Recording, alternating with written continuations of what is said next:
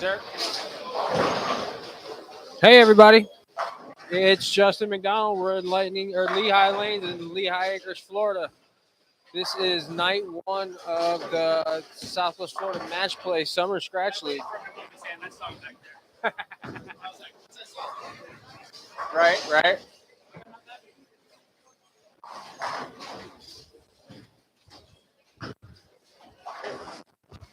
So this is a summer league. It's a match play. There's no teams. It's all singles. It's scratch. There's no handicap. It's on a sport shot. Bowling on the 2022 version of the Wayne Webb pattern. It's 38 feet long. It's a little bit of an asymmetrical pattern. It's biased to the right by a couple of boards. It's 31.5 mils oil. I've been walking around a little bit in practice. There's a little bit of urethane going down the lane, but not how much you would think for a shortish pattern. So the way this league works for tonight, it's just 4 games of match play, random blind draw match play. You're gonna bowl. Everybody's gonna bowl a different bowler on a different lane every game. But starting next week, game 1's gonna be a position round game, and the next 3 games will all be just match.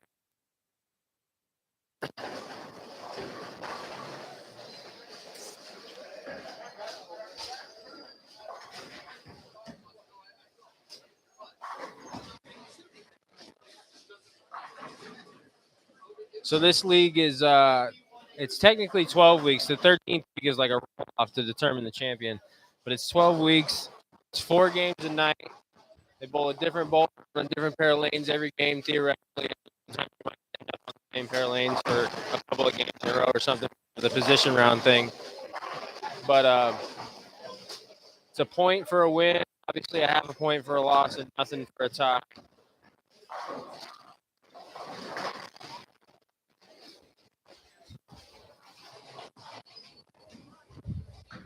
Guys have got about 2-3 minutes left to practice.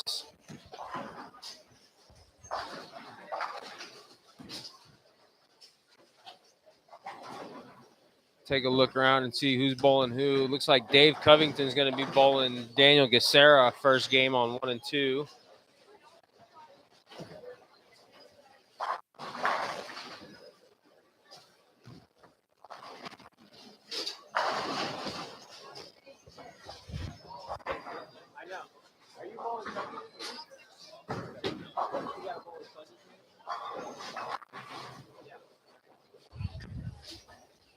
They went ahead and made Chucky Rucker and Brandon Rucker start this league off bowling against each other in the first game on 3 and 4.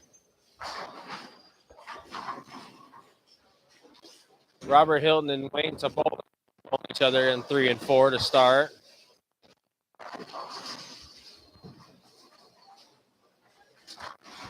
Oh, that's another good one on 5 and 6. Ron Richards and Joe's Gardado are going to be bowling each other on 5 and 6.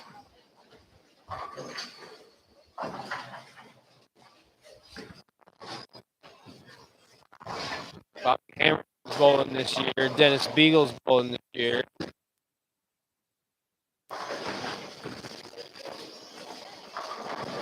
Dennis Beagle's going to be starting on 9 and 10. Bobby Hamilton's going to be starting on 7 and 8.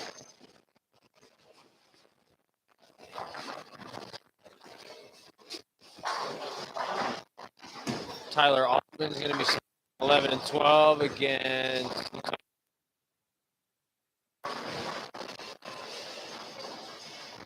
Nick Larson.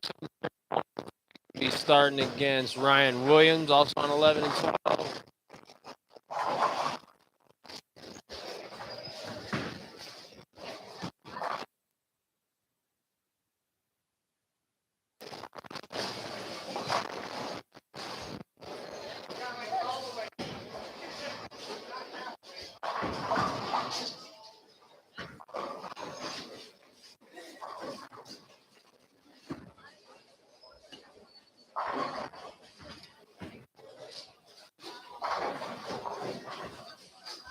The guys are going to bowl 4 weeks on this pattern, and then in week 5 they're going to change to this is the short pattern. In week 5 they're going to go to whatever's going to be the medium pattern. They haven't told us yet. And then again in week 9 they're going to change the pattern to whatever the long pattern is going to be. I think they're going to tell us those other 2 patterns next week, but we only know the short one this week. But then after week 12 for week 13, the top 16 in points will make it to a roll-off to determine the league champion. And then the bottom 20, if they want to, will be able to come in here and bowl for a little bit of side money for just for fun, really. The guys do get, no matter where they finish, they get, I believe that it was $2 a point per person. There was a motion on the floor to raise it to $3 a point per person because the league fees went up, but that may not actually work well for these guys, so they may decide not to do that. They're actually going to talk about that right now.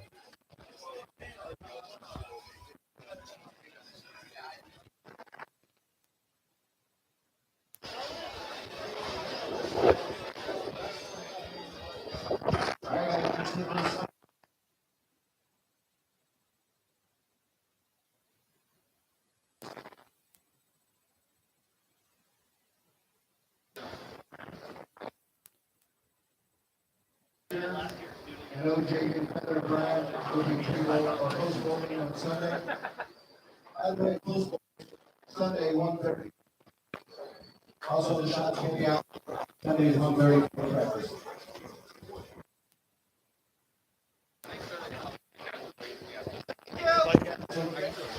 Dr. Kowski, we expect you to fill out your recaps on the heads at the end of the night.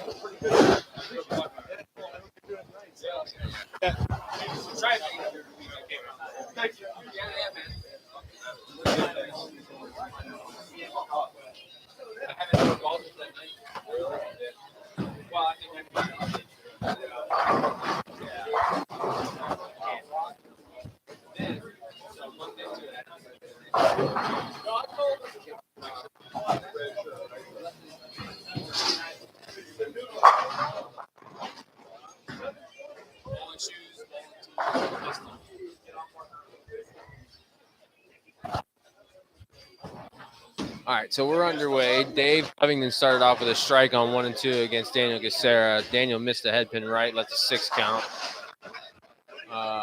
Shots away for Brad Stewart. A very good shot. Looked like he was throwing a 3D offset. He's bowling against a kid named Jake Miller that I've never seen before. Two-handed bowler. He's a 2-8 on lane 4. Robert getting up on the approach on lane 3. Johnny Rack up on the approach on lane 5 and 6, 2-time TAT winner. His team is sitting in, I believe, first place for nationals, too. That was a nice little shot for a strike.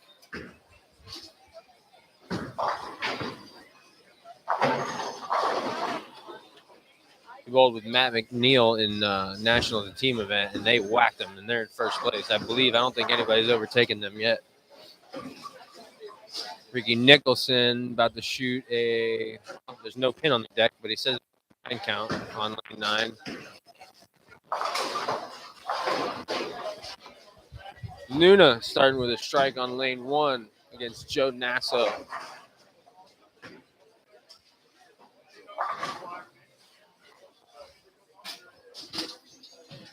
What's up, Nuna? Pretty good, and you?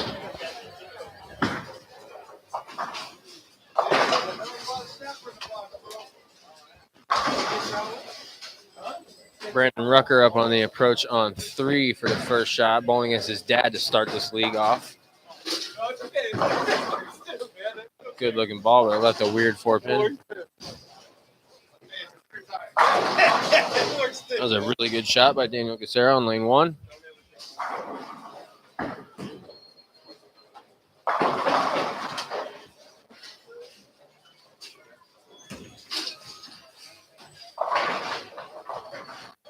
Dave Covington approach on 2 to try and answer Daniel's strike from lane 1.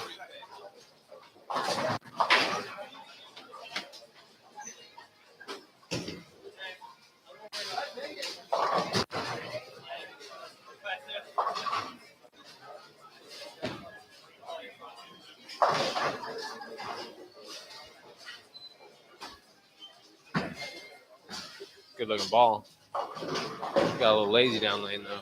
That's a lane hook like that one.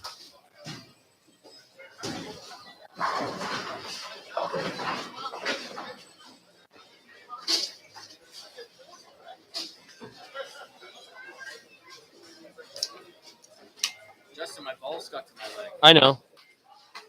They couldn't have on that shot. It looked really good. Oh, that's why you struck. All right, I got you. Chucky Rucker up on the approach on lane 4, trying to answer his son's little 4-pin spare. Ball's a little in. Oh, and he carries to Brooklyn.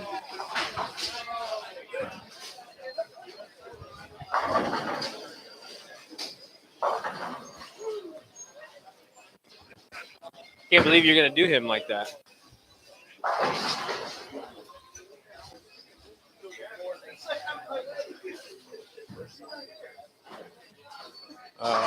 Brad Stewart getting up on the approach on 4. He's throwing that 3D offset. It's a good-looking ball. He's got his polish, it looks like. Johnny Rack's about to get up on the approach on 6.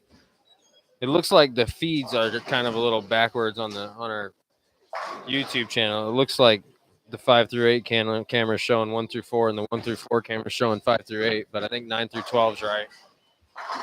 It was a double for Johnny Rack. It was a good shot. Brad Stewart threw a double too. It was a very good shot also.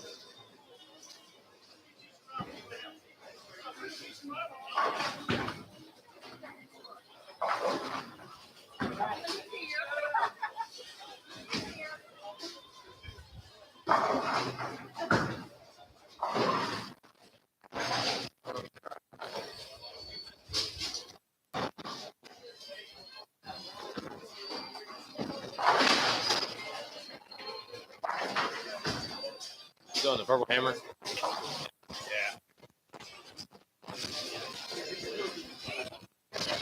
On the approach on Nick Larson. Looks like he's throwing the purple hammer to start.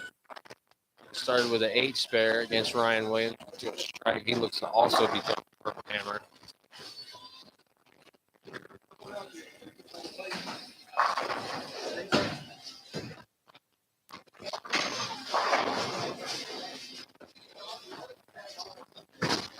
That purple hammer. It is a strike. So he starts with a double against Nick. Nick's your defending Southwest Irish Invitational champion from in this building a couple of months ago. And people start double on 9 and 10. That ball just crossed over with Brooklyn, let the 5 in. Darren Best is so threw a strike on lane 8. He's not here tonight, so he'll be here on Sunday post bowl. Brad Stewart's balls have stuck to his leg for the 3rd time in a row. He started off with a 3-bagger on 3 and 4. Hey man, how you doing? You got some very sticky balls tonight. I got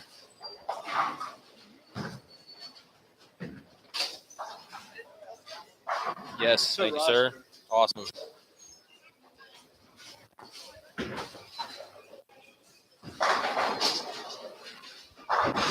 All right, they just gave me a roster that basically tells me who's bowling who for the first game. So I'm going to go ahead and give you the rundown of that. Dave Covington's bowling Daniel Gacera. Brad Stewart's bowling Jake Miller. John Rakowski's bowling Scott Whiteleather. Bobby Hamilton is bowling Carlos Delgado. Ricky Nicholson is bowling John Pfister. James Kreutz is bowling Donnie Schwartz. Donnie Schwartz is title sponsor of this league this year with Schwartz Roofing. Dustin Valentine is bowling Scott Chikoski. Robert Hilton is bowling Wayne Topolin. Ron Richards is bowling Joseph Guardado. Donnie Schwartz Sr. is bowling John Syverson. J.J. Feather, who's not here tonight, is bowling Davion Swinney. Tyler Altman is bowling Jordan Frazier. Nuna, Chuck Williams, bowling Joe Nasso. Brandon Rucker and Chucky Rucker are squaring off. Joe Barna and Josh McFalls, which I believe that Joe is not here tonight. No, he's here. Darren Best is bowling Ice Martinez, who is not here tonight. Dennis Beagle is bowling Brad Zielinski, who's also not here tonight. And Nick Larson is bowling Ryan Williams. And that was a big shot by John Syverson on lane 8.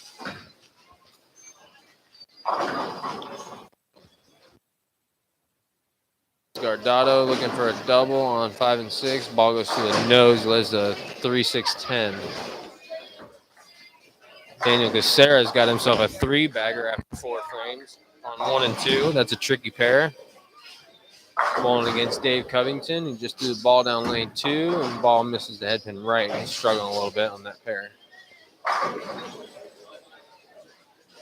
Let's see, Brandon Rucker yet to throw a strike, but he's kind of got an advantage here over his dad. He's gone spare, and he's got a 2-pin looking at for his 3rd frame. Chucky started out with a double, but he's got a big split here in the 3rd frame to try and convert. Brandon got the 2-pin. Dave Covington almost converted that spare on lane 2, but missed the head pin a little bit. Bobby Hamilton throwing a purple hammer on 7 and 8. Had a double going into the 4th frame. Looked like a good shot, but he left a flat 10 pin. Chucky did not convert. Brad Stewart has opened up this game with the front 3. He's taking the approach on lane 4.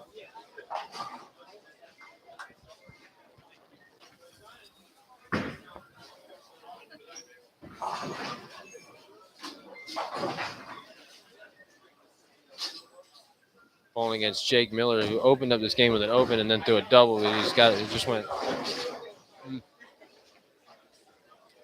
Brad just left a 6-pin. Jake missed a head pin right. Threw a 5 count. He's going to try and convert it here.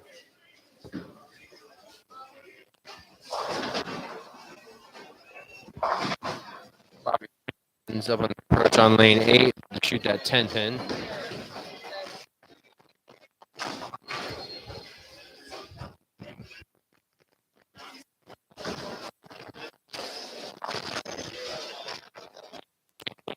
There, but he converts it on 8. Jordan Frazier started this game out with a spare and then open and then another strike before he just made the spare there on 11. Tyler Altman the approach now to try to convert a 10 pin on 12. Again, Jordan. Approach on 11. Started this game out with a double before he dumped one in the gutter and then converted the spare on that.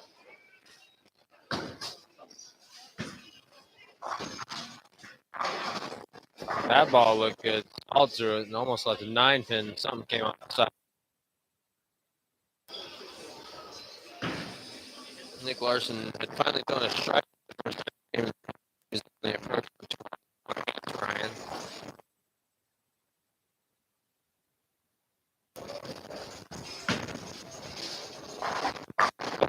Guys are throwing purple hammers.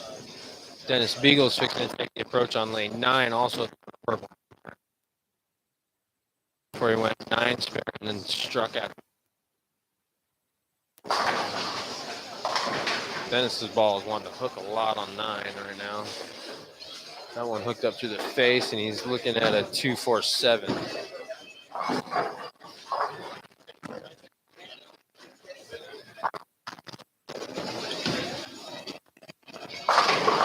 Donnie Schwartz got a 3-bagger going on lane 12 now. Started out open spare, now he's got a 3-bagger.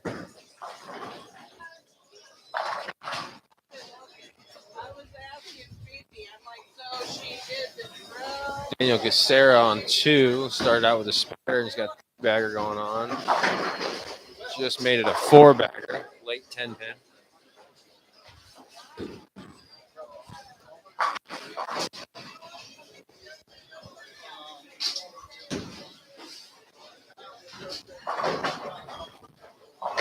Brandon Rucker is leaving himself makeable spares.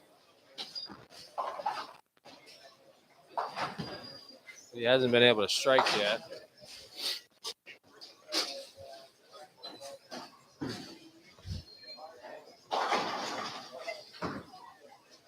Dustin Valentine getting up on the approach on lane 1. He's kept it clean so far. He's looking at a 1-2-4 to continue to keep it clean. Bowling against Scott Chakosky. He's going to convert that. Got a little advantage over Scott. Brad Stewart back up on the approach on lane 3. Started with the front 3. 9 spare in the 4th.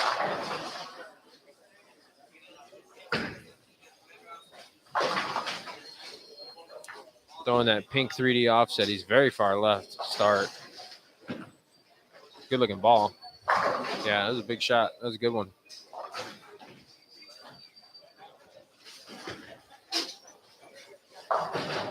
Let him hang, son.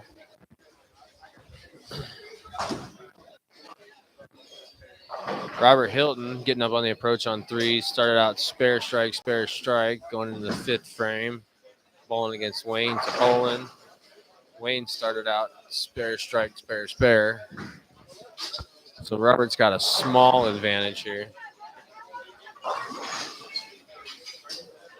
Johnny Rack's fixing to get up on the approach on lane 5. He started out with a double where he had an open, then a strike in the 4th frame. It was a big shot by Robert Hilton there. It was a good ball. Nick Larson just out what turns out to be a 3-bagger on 11. Ryan looked like he 2-8-10 and only was able to take off the 2 in the 8. It's a good shot by Johnny Rack. Flat. What's up, Bree?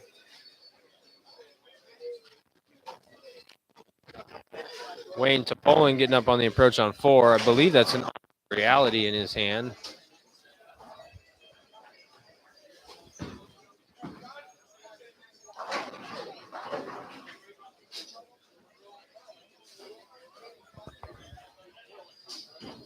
Is an altered reality.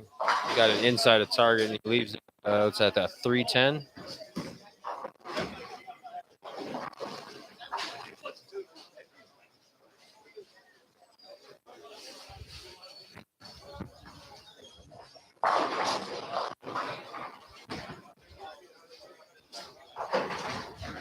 Ron Richards is about to get up on the approach on lane 5. It's a very good bowler that I haven't really mentioned so far yet tonight, but he doesn't really have that good of a look right now. It doesn't look like he struck in the 1st frame, open, spare, open.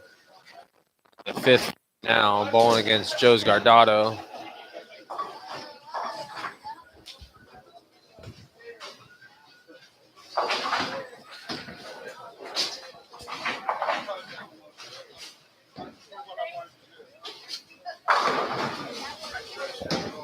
He's pretty left like Brad is. And that was a good shot. Looked a lot like one of Brad's shots that he's thrown so far tonight, but he hasn't replicated that much tonight so far.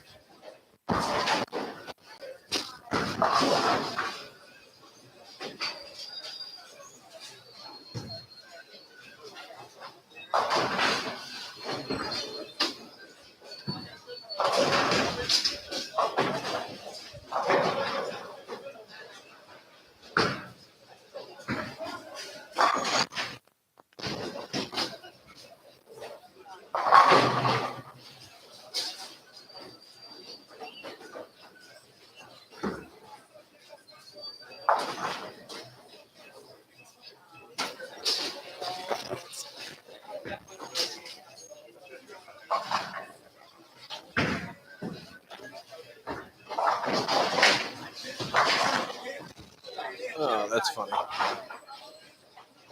All right. Joe Barna's up on the approach on lane 5. He's looking at the 1-2-4 to keep it clean against Josh McFalls. And he does so. Josh has started out this strike and then a couple of opens in a row before another strike in the fourth frame. Lane 4 is the perfect example of what happens when you miss your target right on the fresh on this pattern.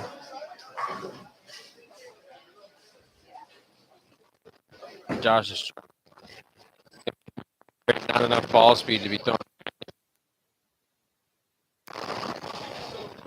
John Syverson on lane 7. I know he just threw one through the face and left a split, but he's throwing a urethane ball and all that right on the fresh on the. What's up, Ricky?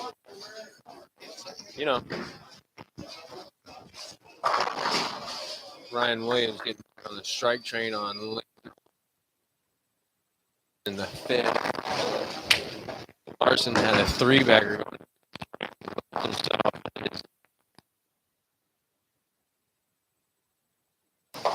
And he takes the 4 and the 7 off and leaves the 8.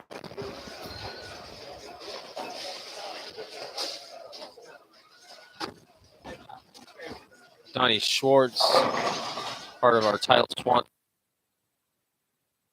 Approach on 12. Got a pretty good game going so far against James Recruits. Dennis Beagle just threw a big strike on 9, but I didn't see any of the ball motion. I just saw the ball going in the pins.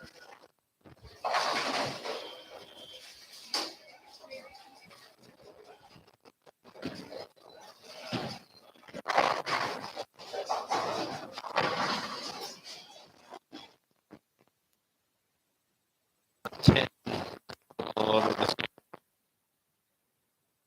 I was struggling a little bit. That was a good shot by Ricky, though.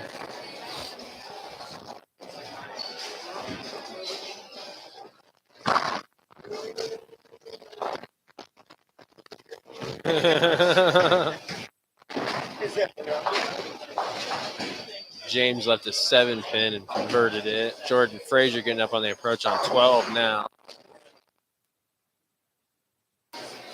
He's throwing a pitch black. Falling against Tyler Altman.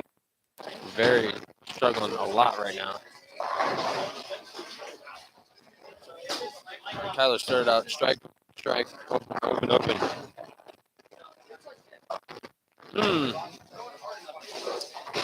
Tough lead for Jordan.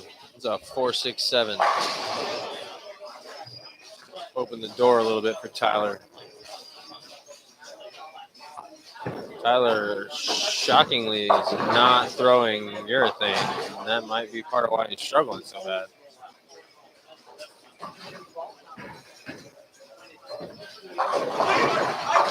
They actually left the same thing, 4-6-7. Jordan took the 4 and the 7 off of his. Probably what Tyler's going to do to his too, unless he gets some lucky kick here. Nope, he didn't get any of them.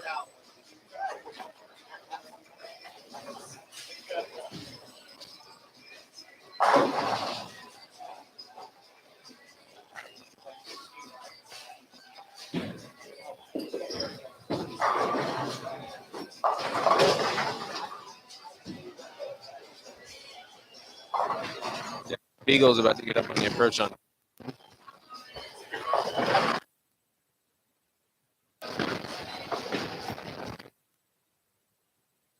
John 8's got a pretty good game.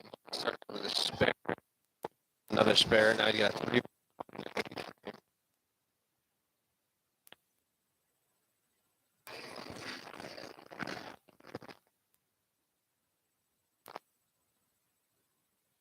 Whoops.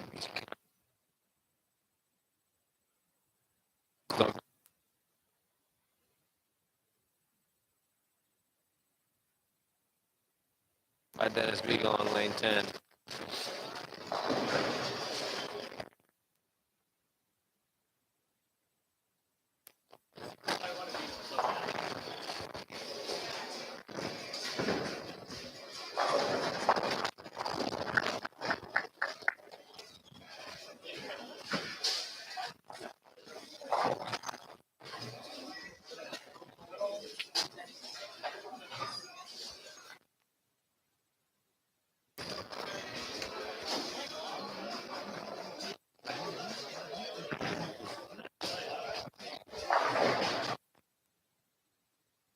Syverson's got a couple opens in a row, but he had a three-bagger at one point in this match on lane 7, bowling against Donnie Schwartz Sr. Who, I mean, he's trailing, but he's kind of got an advantage because he worked.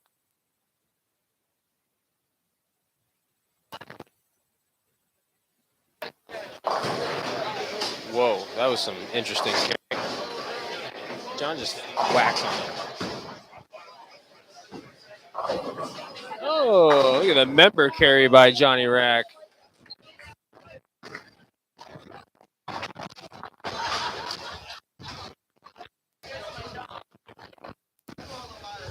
Some two-time carry right there. You saw that? That was a different message. Yeah. What is that? Sneak attack? Yeah.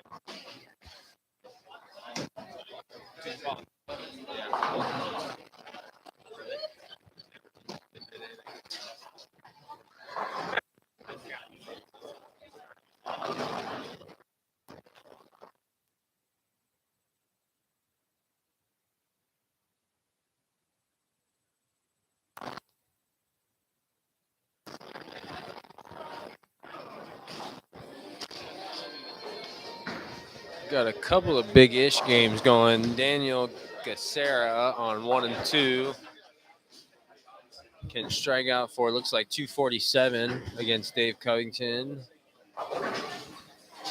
Brad Stewart, if he converts this, which he did, looked for a minute like he was going to chop it.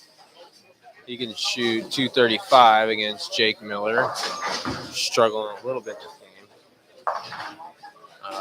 Right underneath Brad Stewart, fixing to get up on the approach on lane 4 right now. Robert Hilton started out spare, strike, spare, and has now got a 4-bagger going into the 8th frame. So he can strike out for, I believe that's going to be 270 against Wayne Topolin.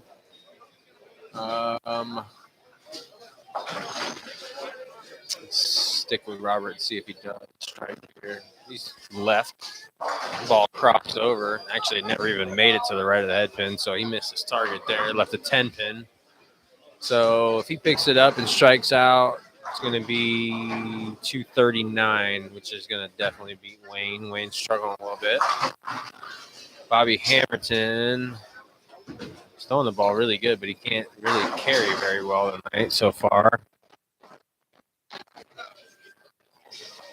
That's really about the extent of the bigger games going. Dennis B. 10. He's bowling against Brad, but Brad's not here. He's got a 3-bagger going into the 10th frame. Strikeout for 248. Other than that, some small twos and high 190s. And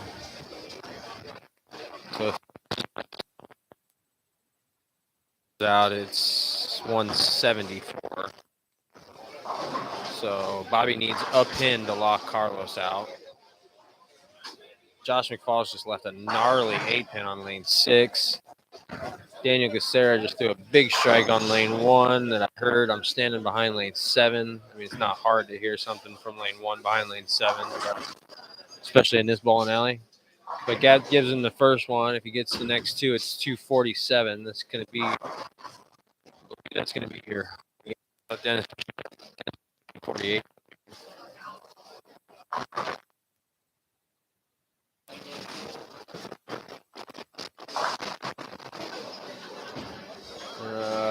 He did not get the second one. 6 count in the second ball. So if he picks it up, it's 237. Stewart got to get up on the approach on lane 3 for the 9th frame. Can strike out for 235.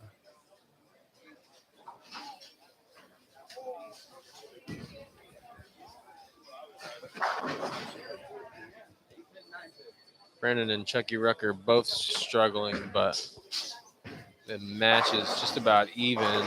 Small advantage to Chucky because he's struck in the 8th. Brandon's up on the 8th right now to try and convert a 10-pin.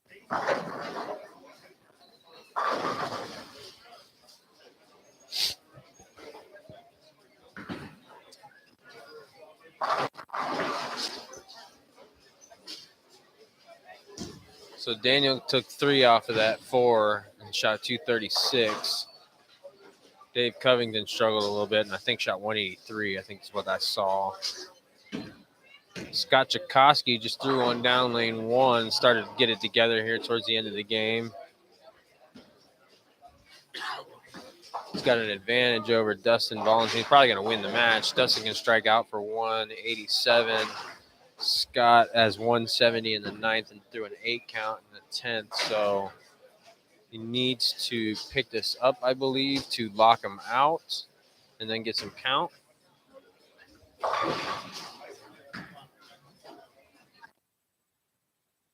Three in the 10th. Robert Hilton, 6'10 in the 9th frame. So if he picks that up and strikes out, it's going to be 237. Scott did spare on lane 1. Dustin did not strike in the first ball in the 10th, so that match is over.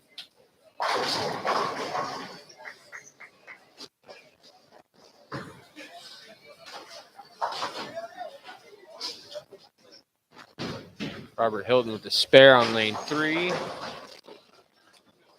Jake Miller with a spare on lane 4, bowling against Brad Stewart, but pretty sure Brad's got that match well in hand.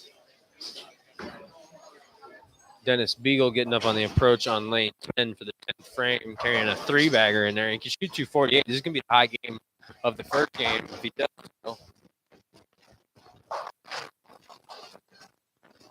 Still hammer.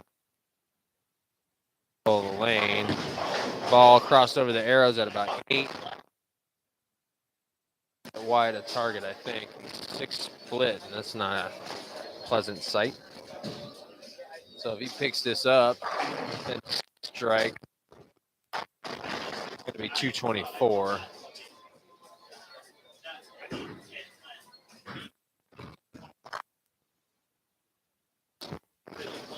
Had a 3-bagger going in the 11th ball.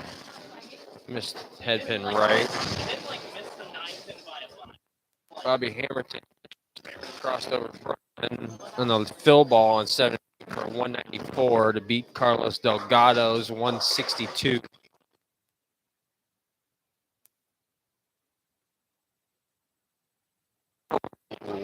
Dennis almost picked that up. Sorry, man. Dennis almost picked that up.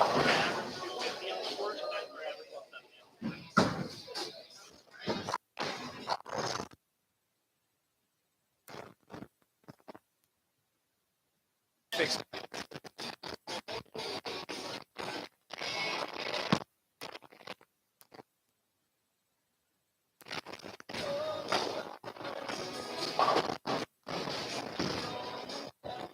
So Dennis Beagle shot 212 against Brad Zielinski, who's not here. That shit, you better fucking be paying attention. Donnie Schwartz ended up shooting 218. That's going to be a win against James Cruz.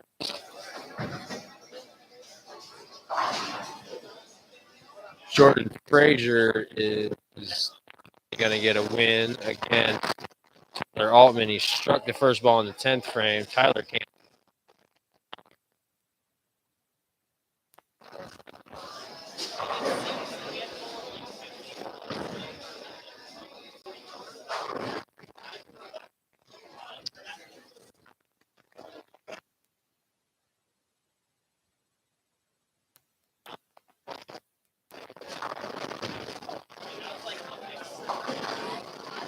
Ooh, Jordan Frazier rolled a 2-pin for a double in the 10th frame. Be 173. Tyler Altman can strike out for 136, I believe. Occasionally these patterns do that to you.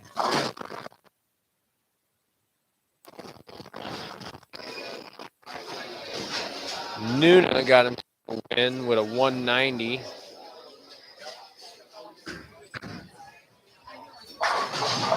Brad Stewart just threw a strike in the first ball in the 10th. If he strikes out, it's 235. And that's probably going to be your high game. No, Daniel shot 236. So Daniel got the high game of the first game out of everybody. Shot 236. Brad can shoot 235. Oh, wait a minute. Robert Hilton can shoot 237. If he gets all three in the 10th. Coming up here in a minute after Brad.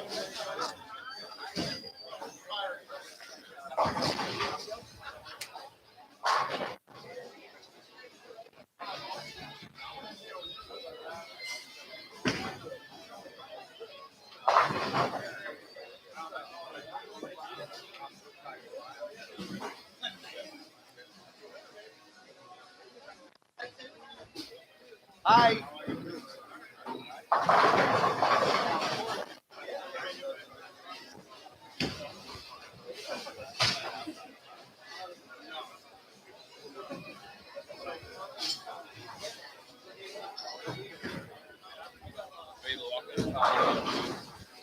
Brad split on the second ball in the 10th frame.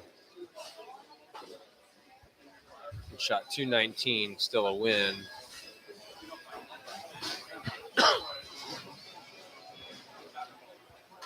Robert Hilton can get three in the 10th. Oh, to have a first game by one pin. That was a little bit lucky.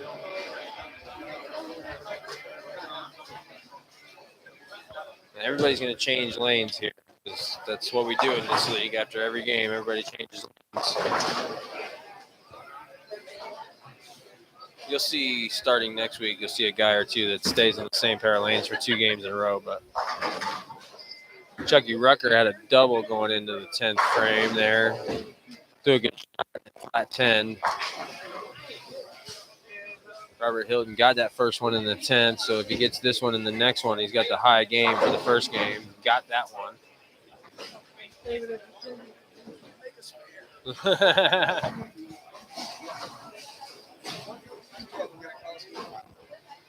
Oh, Chucky whiffed that 10 pin to open the door for his son. Brandon can strike out and shoot 170. I think that left Chucky with a 157. Sorry, 168. So Brandon can get up there and strike out and beat him by 2.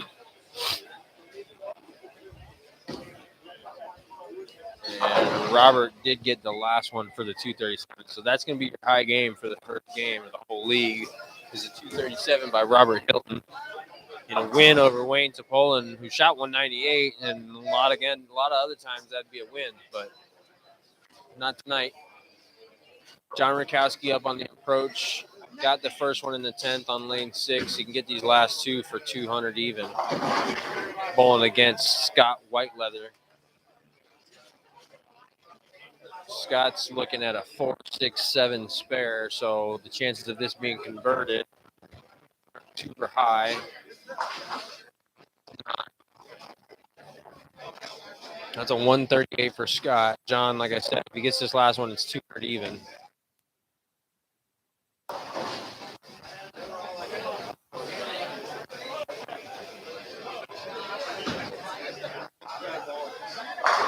Yep, that one plowed right through him. So that's 200 even for John Rakowski. A win over Scott Whiteleather.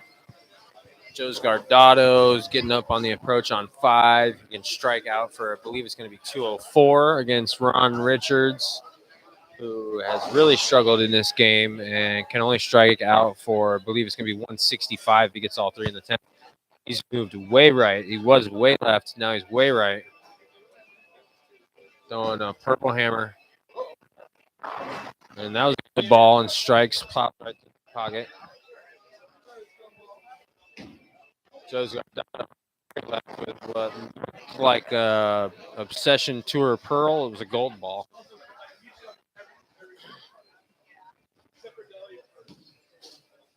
Brandon Rucker did not get the first one in the 10th. He went 6 spare, and then he finally struck in the fill ball for a 156 to lose to his old man to start this league off by 12 pins.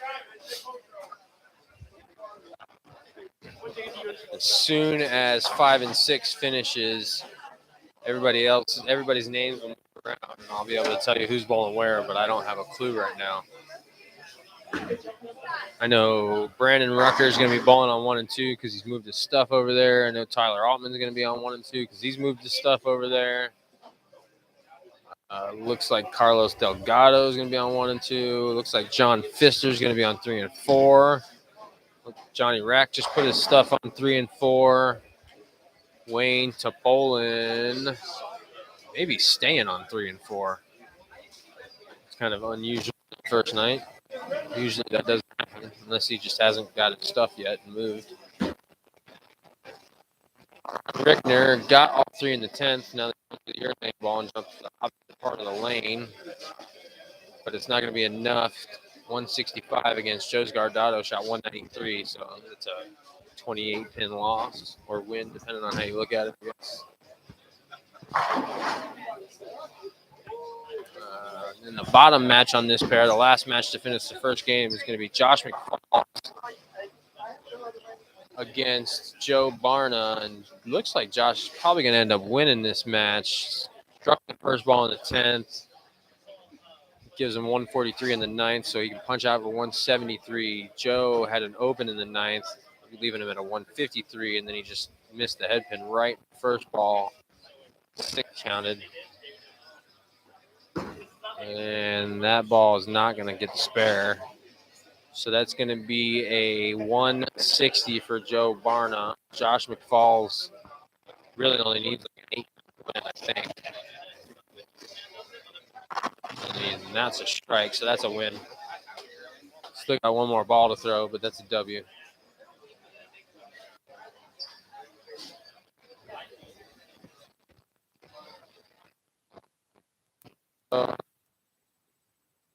It looks like Robert Hilton's going to be 9 and 10. 8. Looks like Dave Covington is going to be on 5 and 6. Looks like he might be on 5 and 6.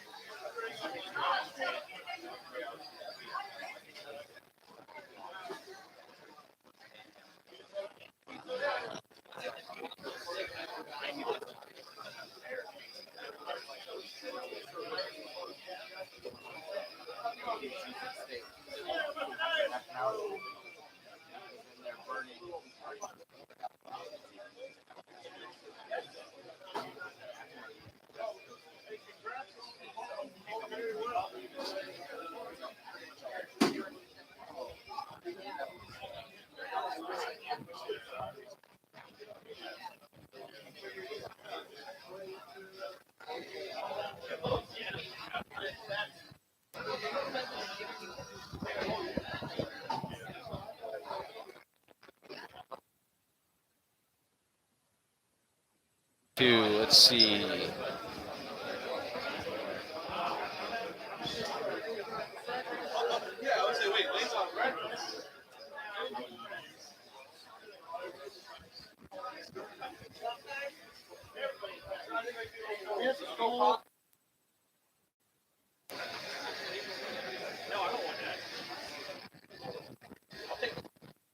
Nine and 10, you got Nick Larson and Brad Stewart facing off. The leadoff match on that pair. That's going to be a good match.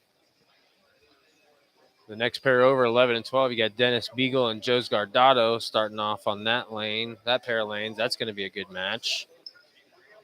Jordan Frazier and Wayne Topolin getting it on 5 and 6. Jordan Frazier gets one to crumble with all that ball speed he's got. John Pfister and Joe Nasso on 3 and 4 starting off. Carlos Delgado supposed to bowl Ice Martinez, but Ice Martinez not here.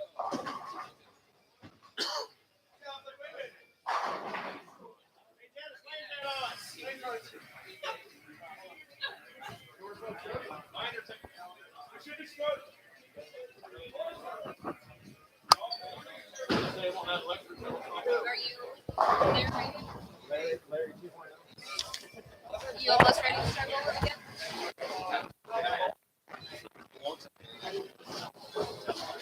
I'm supposed to go in for And the 6 win on. They wiped all the spares out.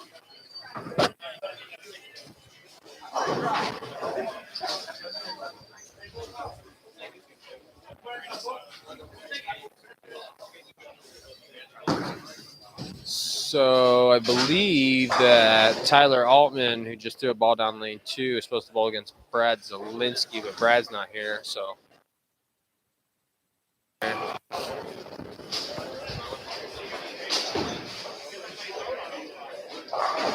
nope, sorry, Brandon Rucker. Tyler Altman's bowling against Brandon Rucker. Tyler started with a spare on lane 2. Brandon's getting up on lane 1 right now.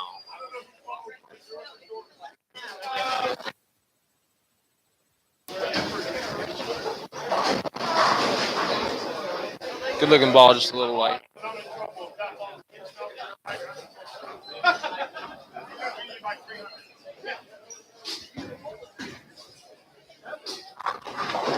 Ron Rickner and Nuna are bowling against each other on 7 and 8.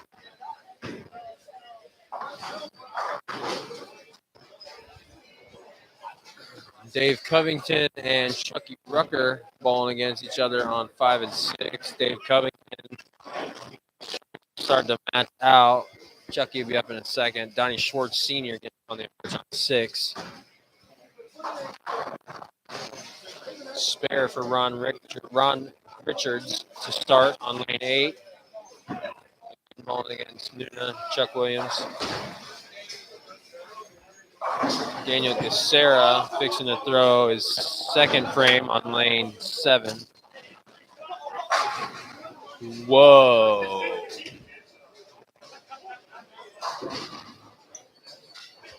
That was gnarly.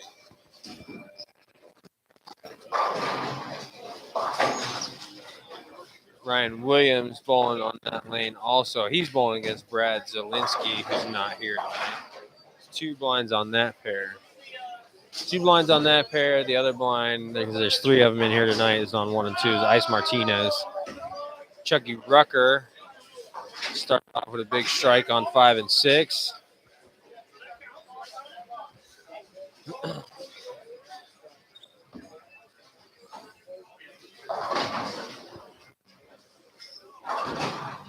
Nick Larson's struggling a little bit over there on 9 and 10. On his pattern so far, really, but 9 and 10. Started with the 9 spare in this game, and then just ball just went through the face a little bit. He's looking at a 2.47.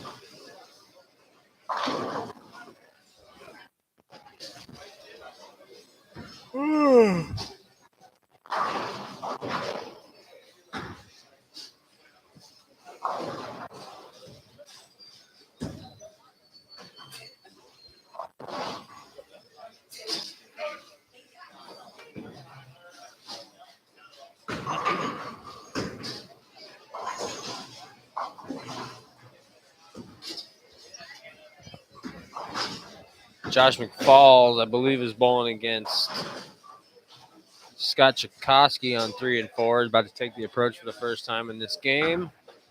Davion Swinney left himself a 7-pin in the first frame. Picked it up.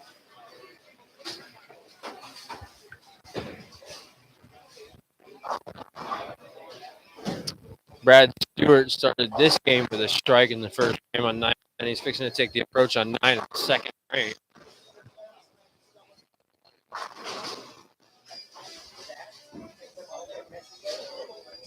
Gotten away from the 3D offset. Oh, that was a very good shot. Didn't strike.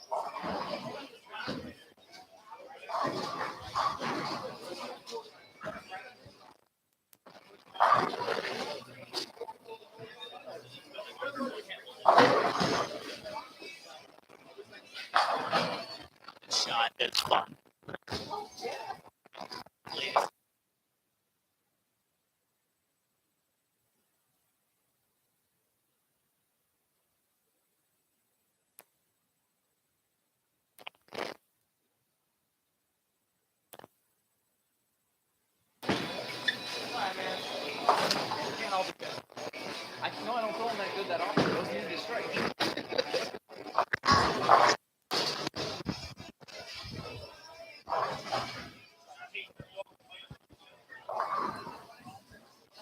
I just get a cup of ice from you real quick?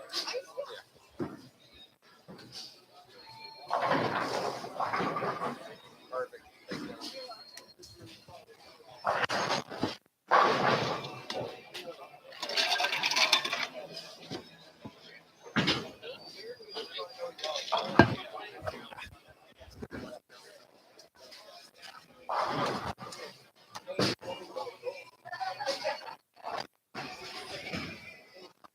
Hamilton's on 9 and 10, bowling against Robert Hilton. That's a big match there. Bobby Strike just left I believe that was the 6-9. Is the 6-9? Started out the game opens in a row.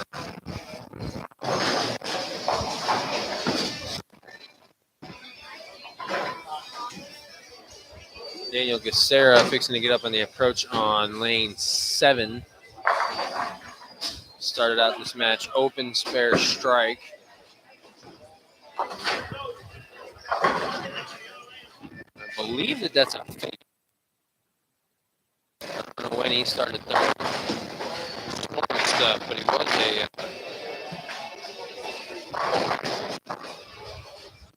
was a Brunswick guy. For a minute.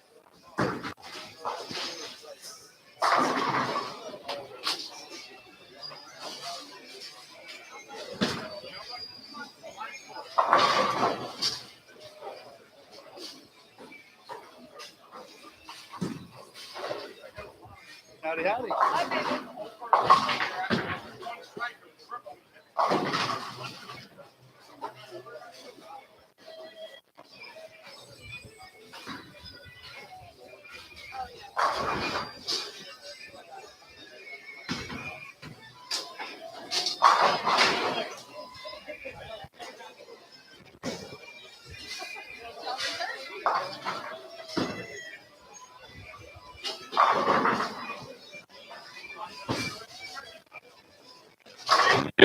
Up on lane 8, Ron Richards. I believe that was an Obsession Tour Pearl.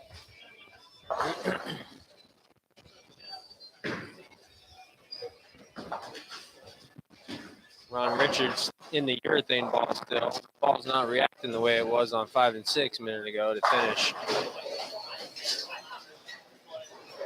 Nick Larson up on the approach on 9, third frame.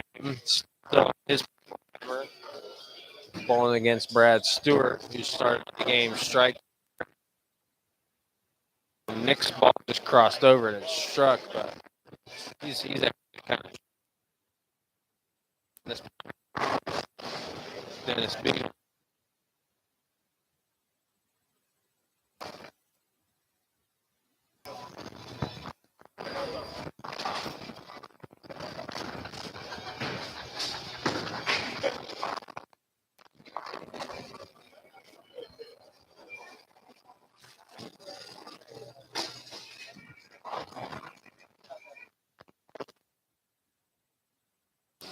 Robert Hill on the approach on 9. They're starting with 2 straight opens. Got on the strike train there in the third frame. Against Bobby Hamilton. Strike spare.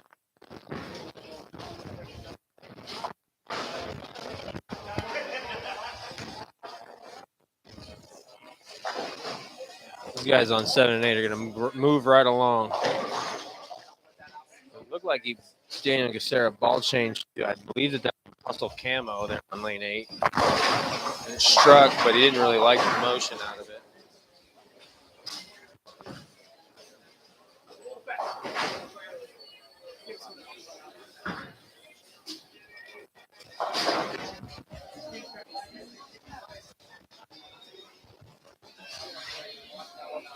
Yeah, I was gonna say.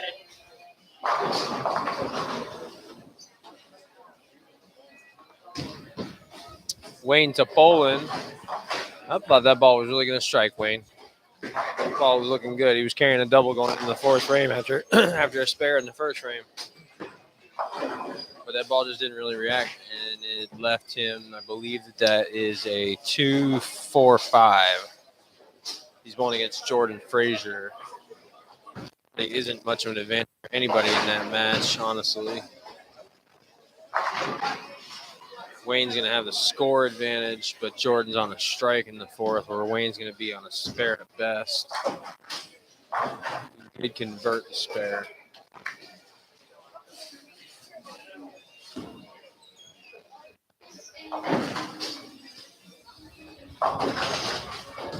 Ryan Williams has just gotten out of the urethane ball. Something else and it went a little high.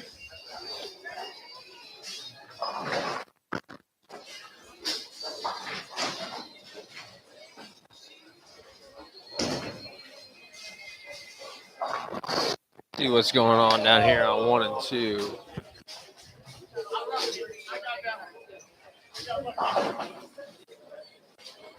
Carlos Delgado started this match off pretty well. Double and then 2 spares in a row. Going against Ice Martinez, who's not here tonight.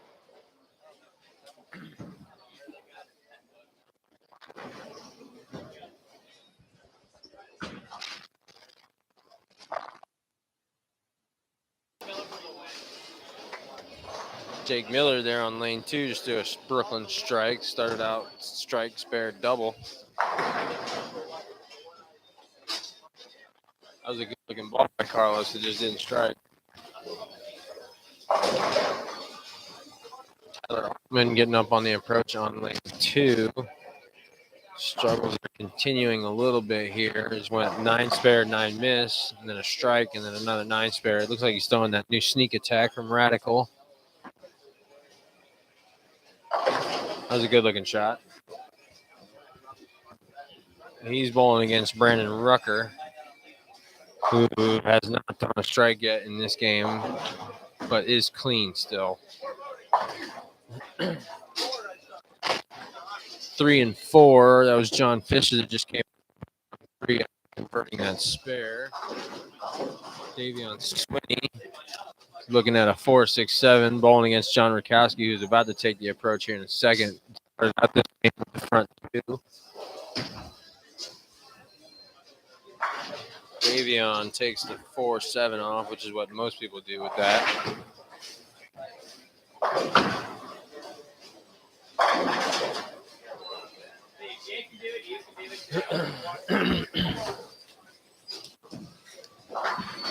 Brandon Rucker, he's going to leave. He's going to make way for John on 3. John Rakowski on the approach on 3, trying to turn the first 2 into the first 3. Still throwing that sneak attack. A little out of target, and he's at, I believe that's a 2-4-10. Rucker cannot get on the strike train yet.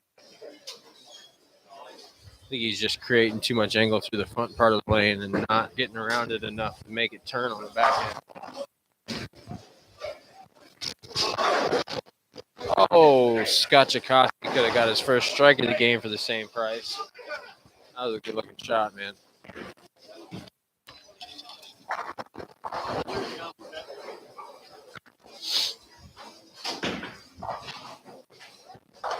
Ron Richards is still struggling over there on 7 and 8. I think he found a good look with the urethane ball on 5 and 6, and I think it's just not translating over to 7 and 8.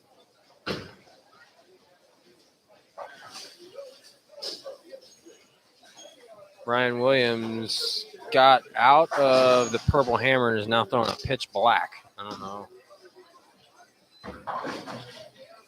Whatever.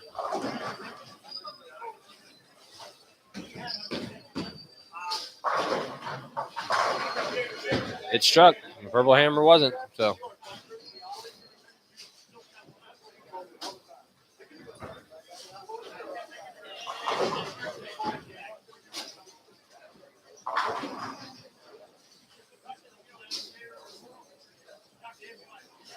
Nick Larson approach on 9. That might have.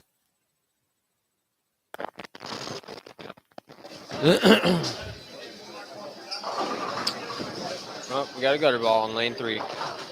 Josh McFalls.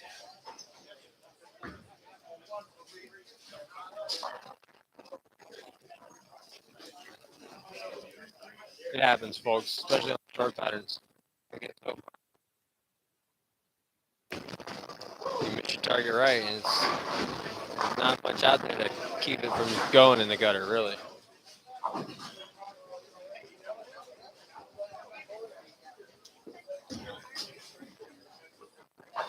Dave Covington's having a pretty solid game after struggling in the first game on 1 and 2.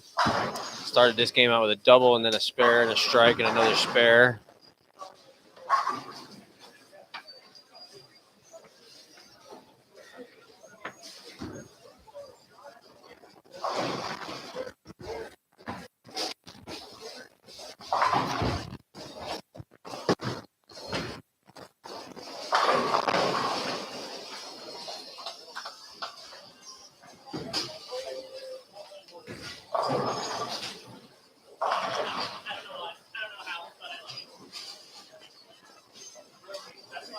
Robert Hilton's getting it together here on 9 and 10. I just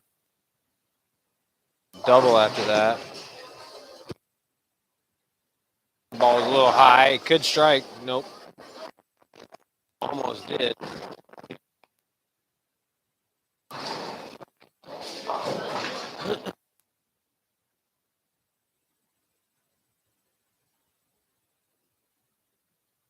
Second game, but he's got it. Had a 2-8. Took the.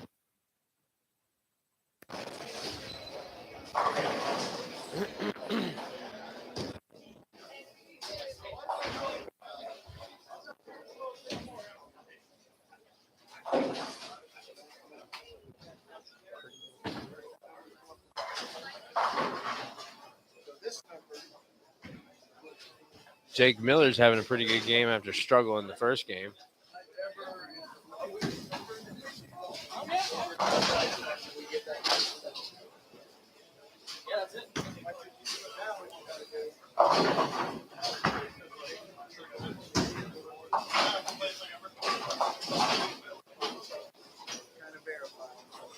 Josh McFall converted that gutter ball in the third frame.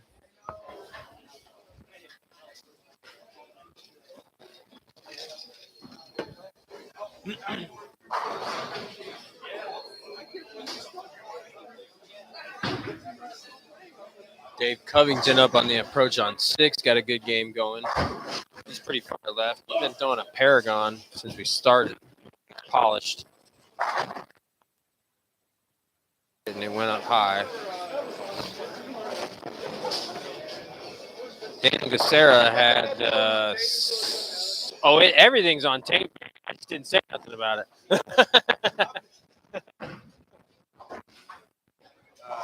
Unfortunately, I don't have replay to go back and look at it. I didn't see it. I spelled the 1, 2, 4, 7. Oh, jeez. That was Nuna. He said he just kind of spilled the 1-2-7-8. 1-2-4-7-8. Daniel had a game, the first game with a 236 down there on 1 and 2, and he's going to struggle to shoot 200 in this game. Oh, that was weird.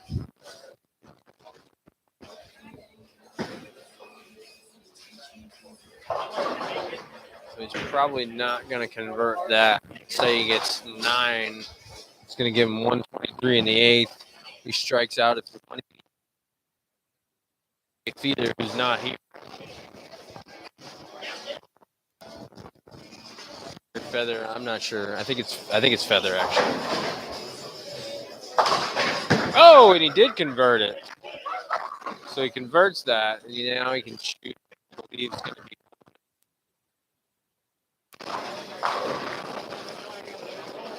No. 34. Yeah, 194. You shoot 194.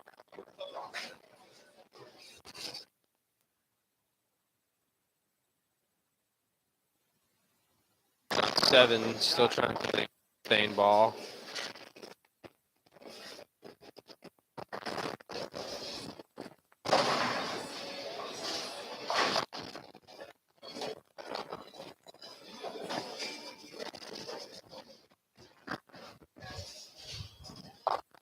Yep, that one a little bit off his hand, a little bit high.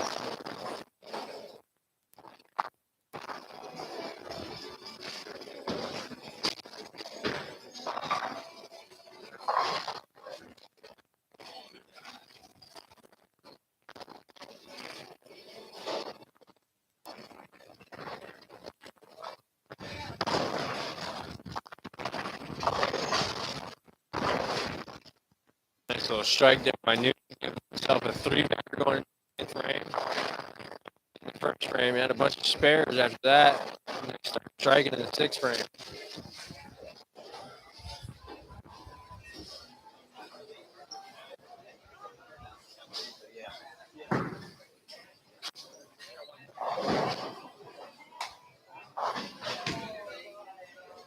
Joe Nasso Jr. on lane 4 almost just had a very nice strike.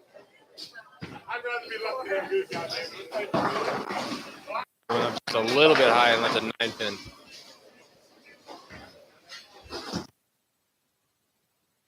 Jordan Frazier just picked off a 6-pin off a 6-10. Bowling against Wayne Topolin on 5 and 6. It's going to give Wayne a big advantage, really. Well, that's not a pushback. What the hell is that?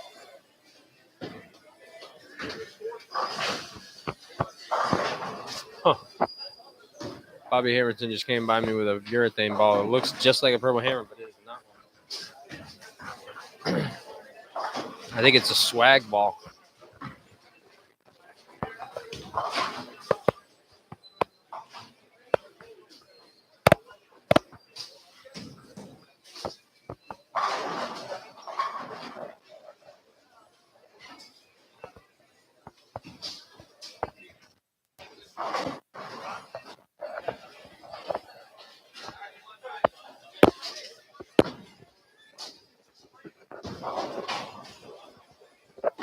Brandon Rucker on lane 2, fixing to try and pick up what looks like a 1-5. Still struggling. Don't strike yet in this game.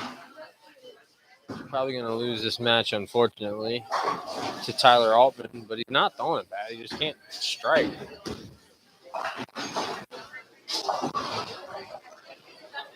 Covington on 5 right now. Kind of locked into a little bit of a battle with Chucky Rucker. That ball got out there and did not hook. Chucky's clean through 7. Strike, spare, double, and then 3 straight spares.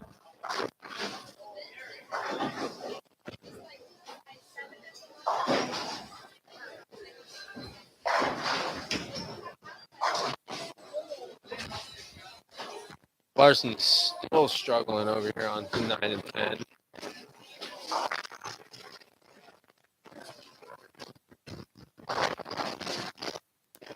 Falling against Brad Stewart, who just let one go down 9 and 10. And you knew it was right at target off his hand and never came back to the head pin. I think it's safe to say that this end of the bowling alley is playing a lot different than the other end of the bowling alley. Dennis Beagle on 11 and 12. I haven't really mentioned him the entire game, but he's having his way with 11 and 12 and Joe's Guardado. He's on a 280 pace. Strike, spare, 5-bagger going into the 8th frame. Joe ball bad. He's clean through 7. 2 spares. Spare in the 7th frame. But that's not going to hold up against 280 pace.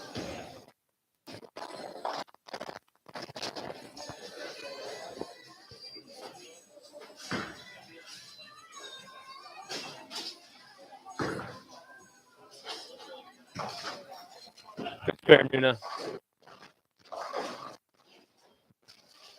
Match on that lane that actually has both. Nunes, I think, already locked it up. Bowling against Ron Richards. Ron can strike out for. And yeah, Nunes already got him 73. Now Daniel's really having big struggles with his look.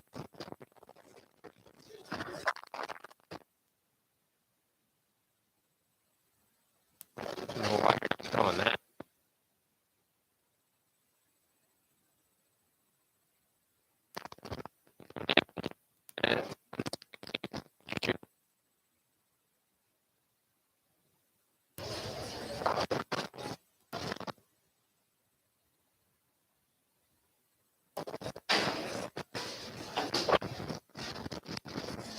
Ron Richards getting up in the 10th frame. Like I said, he can only shoot about 169 if he throws the last 3.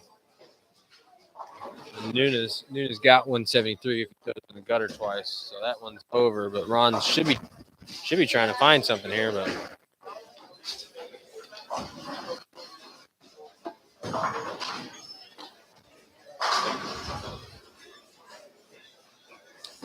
Dave Covington, that ball just labored out there and let the 5 count.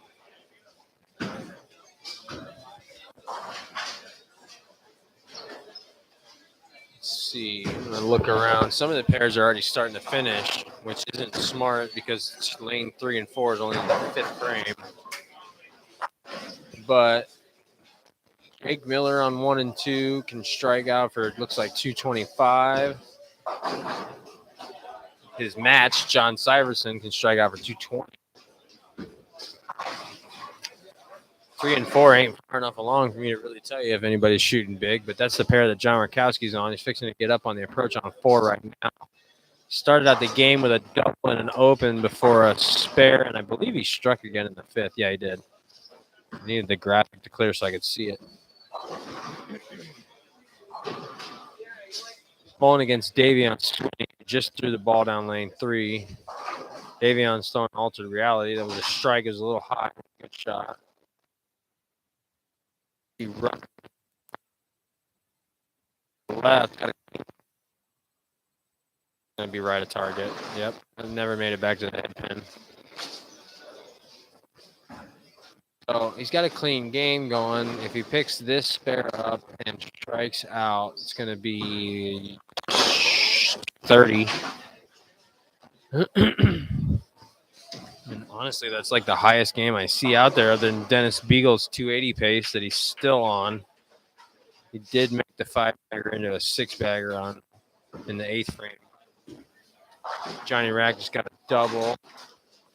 Wayne Topolin is probably going to end up beating Jordan Frazier. He's got a, what is that? It's like a 6'9" spare staring at him. Chucky Rucker did make the spare on lane 5.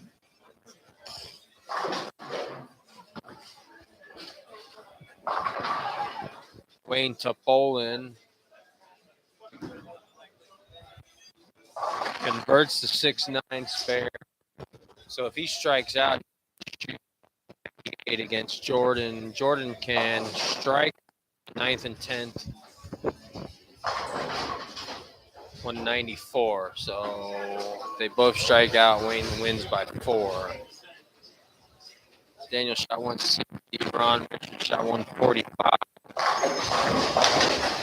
The only match on this pair of lanes on 7 is Ron Richards and Chuck because the other two guys are not here.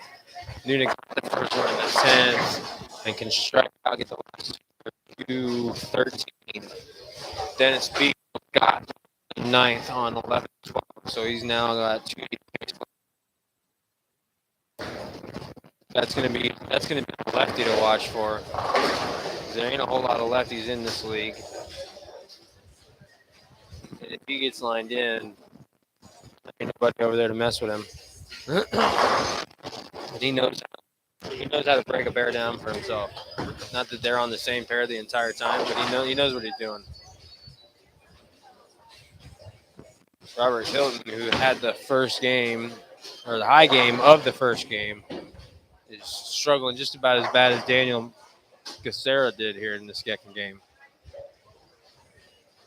He's another guy that crossed the entire house. He went from 3 and 4 to 9 and 10. Daniel went from 1 and 2 to 7 and 8. Nuna is going to throw the last one down there right now. Oh, no, that's not a good shot. Oh, it's still carried. 213 for Nuna. Yeah, John Syverson down there shot 207 on 1 and 2. His match has a 225 out there, potentially still.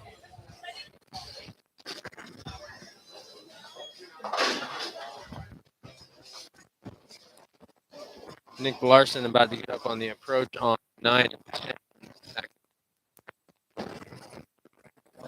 Still looks like he's throwing active.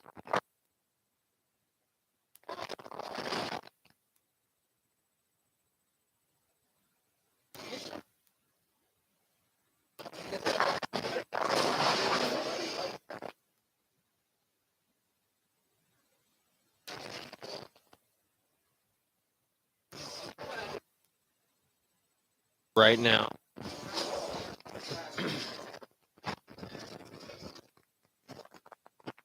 Here in a minute, carrying that 280 pace into the 10th frame. Bowling against Jose Guardado, who had it clean through 7, opened in the 8th. Brad's back into the 3D.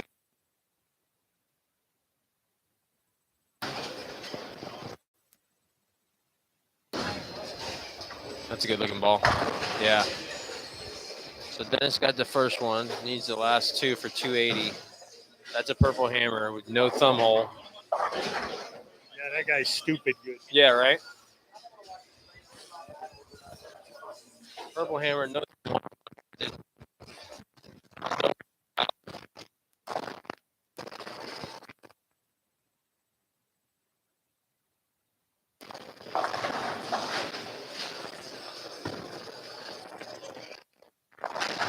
Brad Stewart got that 2-8 in the 9th frame.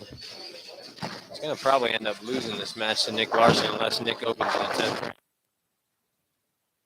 Right off his hand, that ball was right at the target. So that's a 2-8.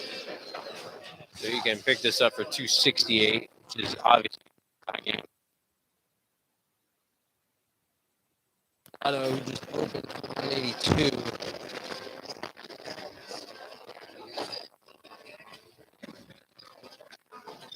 They do run an eliminator in here. I don't know how many guys were in it, but the first game cut was 170.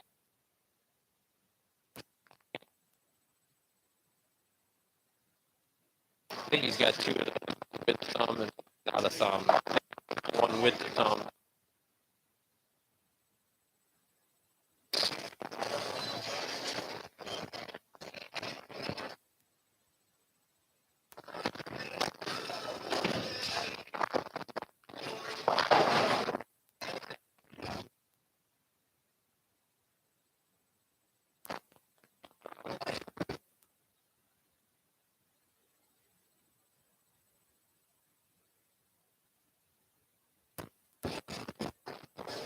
That was the one with the thumb, just to see 2 of those balls, one with the thumb hole and one without a thumb hole.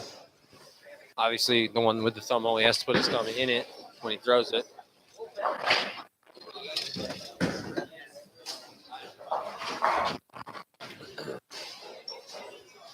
Dustin right underneath Joe's Guardado on 11 and 12 to a 9 count in the first shot in the 10th frame on 11, but had a 5-bagger going into the 10th frame, bowling against Scott Whiteleather. Scott threw a 9 count in the first shot in the 10th frame. So if Scott picks his up and strikes, it's 211. Dustin picks his up and strikes, it's 213. So that's a tight match on 11 and 12. I didn't even realize this till right now, but the match is ending. But on 5 and 6, Donnie and Donnie Schwartz, senior and junior, bowling against each other.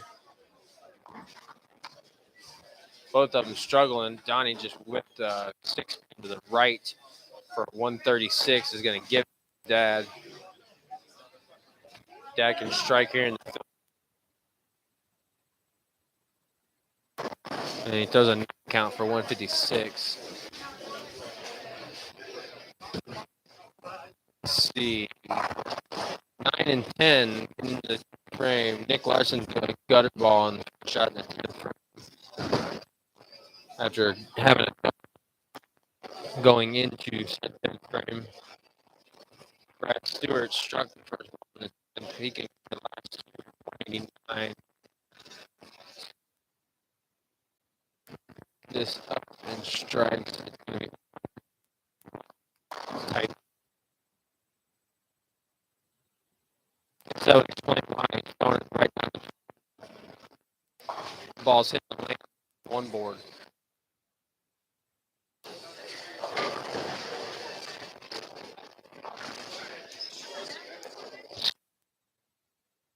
The fill ball by 2 pins because Dustin only threw a 6 count in the fill ball. Dustin could have struck for 213 to lock him out with a 6 count. Scott struck and won by 2. Brad Stewart just got the second one in the 10th.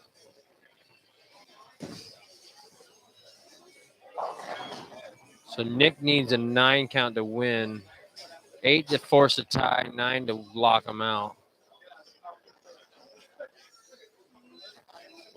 It looks like Brad throwing the 3 set very far. Right-handed bowler. Good looking ball and a little high. So 9 count is going to give him 188. So Nick only needs a 7 to force a tie and an 8 to win.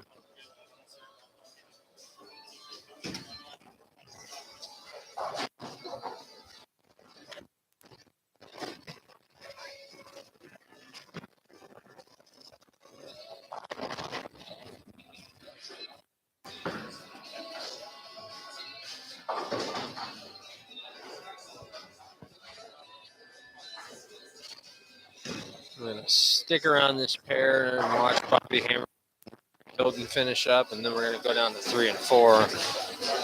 The ball's going right down the 1 board. So that's a 9 count that's going to win by 2, 190 to 188 for Nick. Bobby Hamilton has a strike in the 9th frame, going into the 10th frame right now. Okay. 7. It's not like that. It's very far right of target. Robert Hilton can strike out for 160. Leaving that 6 count. If he picks it up and strikes, it's going to be 157. So Robert needs the first 2 for a chance. First ball. Oh, and it didn't hook. Wow. Honestly.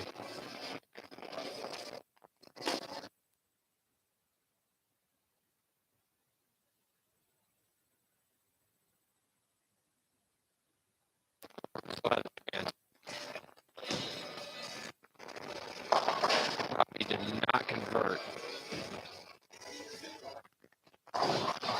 Took 3 out of the 4 off. Gives him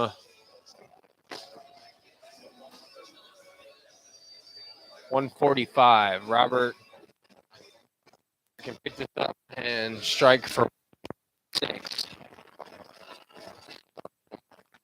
He really needs to pick this up. Honestly, pick this up and win. Oh, tie 1. All right, go down to 3 and 4. Nice. I got one more match. Joe Barna and James Cruz.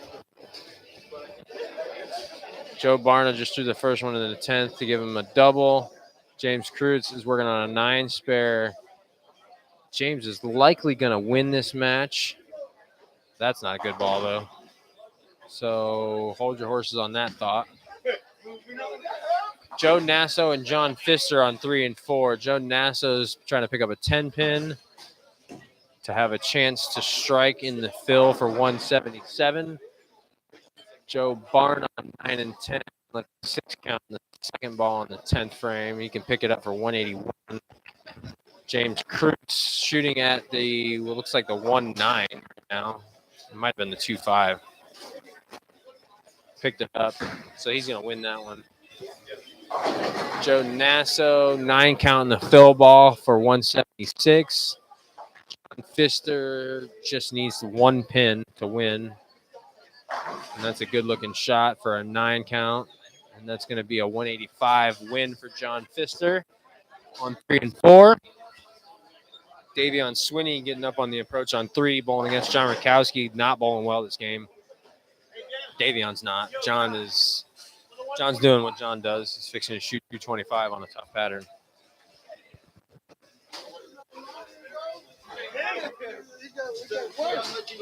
I'm telling you.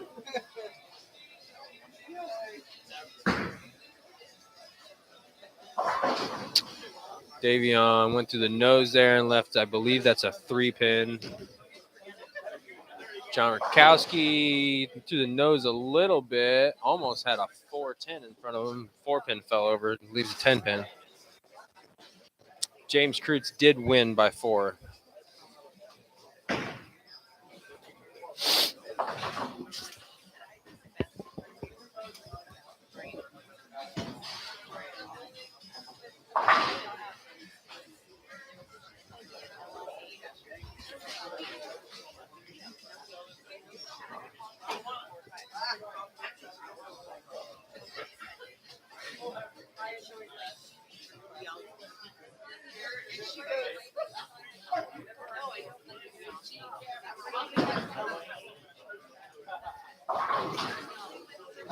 Davion got a 9 count in the fill ball. He's going to shoot 146. Johnny Rack left, I believe that was a 10 pin. That's right. Left 10 pin, picked it up. I think that was an off target shot there for a 7 count in the fill ball for a 211 to win.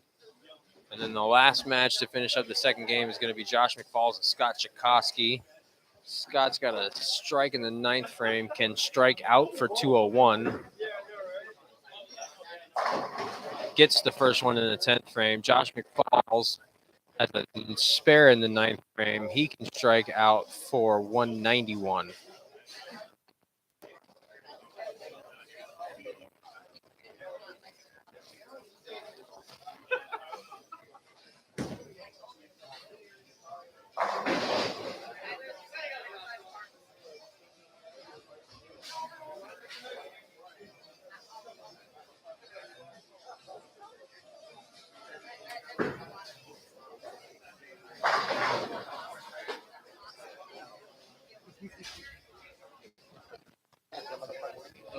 Scott 8 counted the second ball in the 10th. I believe that is a 1-3. I think. So if he picks that up, it's 189, which had opened the door a little bit for Josh McFalls at the time that it happened, but he just left himself 3-6. Needed to strike there for a chance to win, so he can only pick it up for 181. It's going to be a win for Scott Chakosky, 189 to more than likely 181.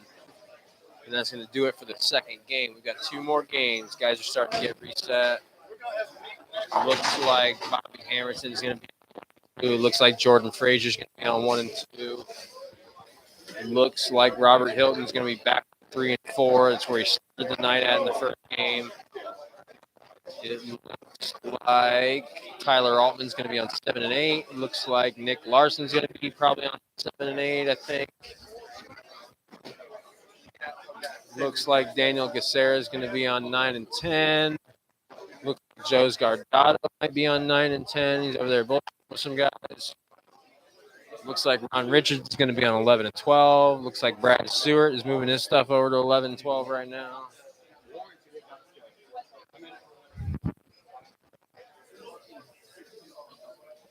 I'll really be able to tell you here in a minute when the for the third game.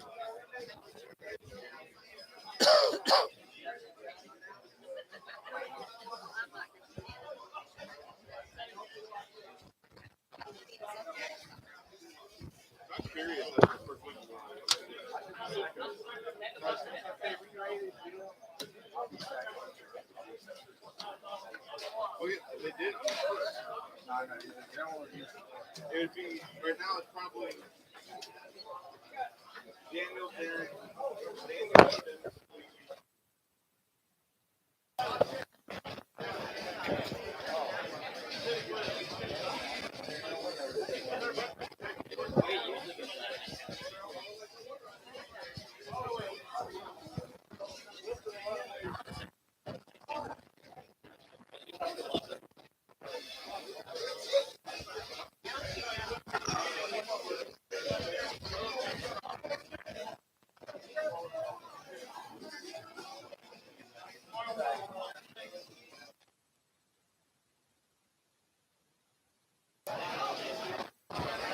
All right.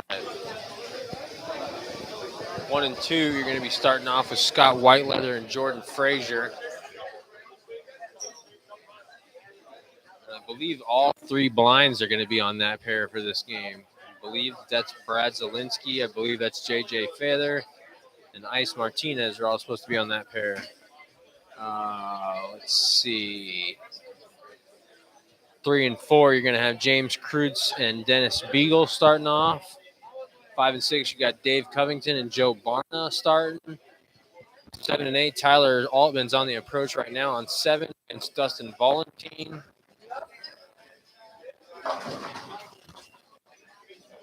9 and 10, Joe's Gardado's on the approach on 9 right now against Donnie Swartz Jr. And 11 and 12, you're going to have Brett Stewart starting off against John Finster.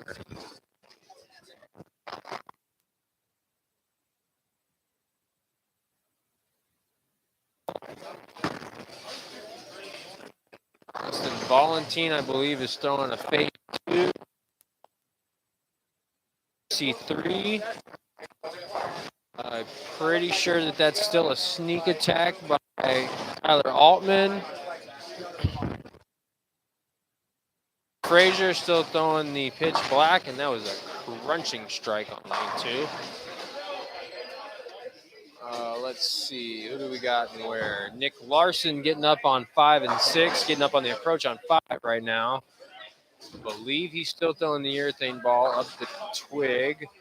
He's going to be bowling against Ricky Nicholson. Not really up the twig on that one. That ball hit the lane at about the 3.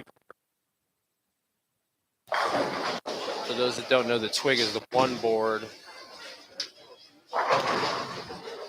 Chucky Rucker on 3 and 4. Going to be bowling against, I believe, Josh McFalls. Still throwing on Evo Pearl. The ball's not going to get to where he wants it to.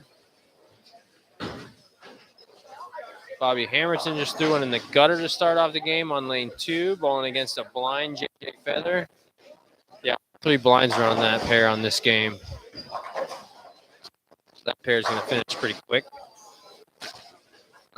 Ryan Williams is on 7 and 8 against Darren Best. They both started out with strikes. Nuna is on 7 and 8 again. He was just on that pair. He's bowling against John Syverson. Johnny Rack just threw one down lane 6, bowling against Wayne Topolin. Weak 10 pin. Jake Miller starting off on lane. Both of those guys throwing Zen balls. Ron Richards on 12, bowling for senior. Daniel 11 and 12 against Carlos Delgado. Daniel's already started the match with a strike. Carlos is getting up there on 11 right now. Tyler Altman has struggled for the most part of the entire night. Started this game out with an open on lane 7 and 8. He's fixing to take the approach on 8 for his second frame.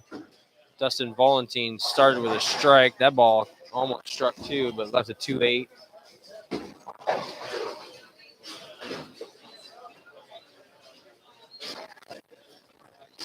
Joe.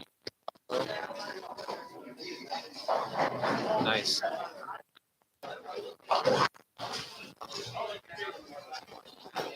All right, big shocker here. We've got standings through 2 games. Both leading the league. There's a handful of 7 guys. So the determining factor of who's first through 7th is going to be the average so far. And huge giant shocker is that Dennis Beagle is averaging 240. So he's averaging 240.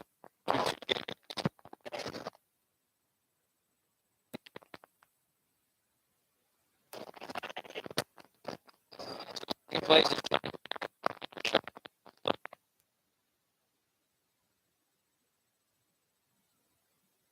214 or something like that, at least.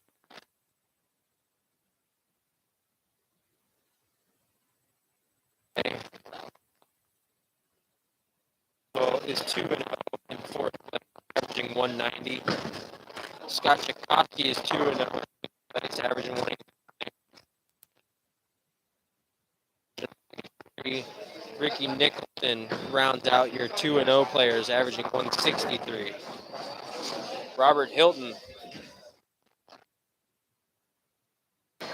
and Bobby Hamilton tied in the second game. They're both, they basically both tied at 8th place for 1 points. Bobby's got the higher average with Robert's got the higher average with 191 and 169. And then round 9, 1 and 1.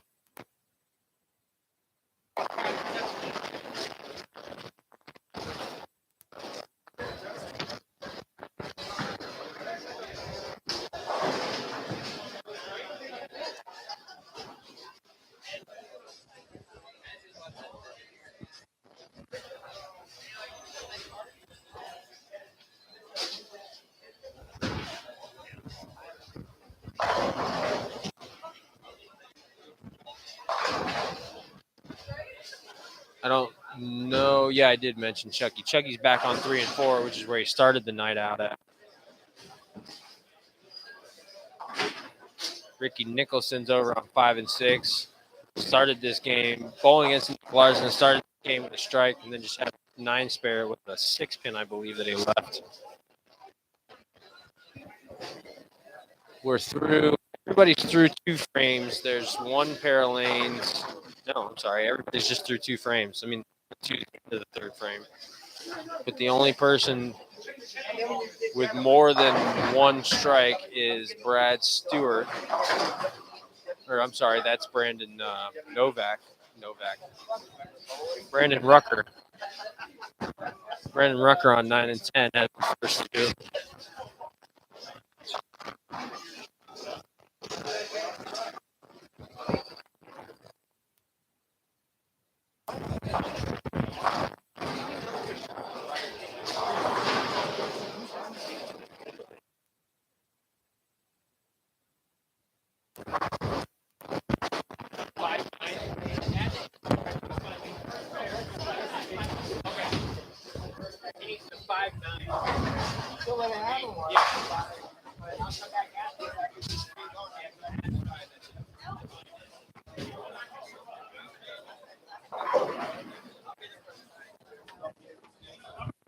Jordan Frazier on 1 and 2 started out with a strike and 2 spares, bowling against Scott Whiteleather.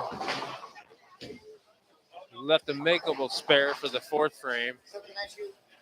Scott has started out this game struggling a little bit. Open, strike, open.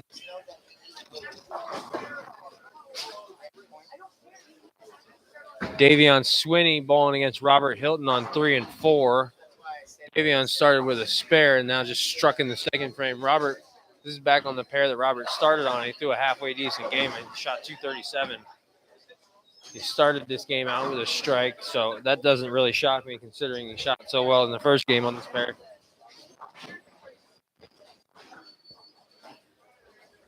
Dave Covington on his, I believe he's been on this game. This is the 2nd game in a row he's on this pair. He bowled a pretty good game last game.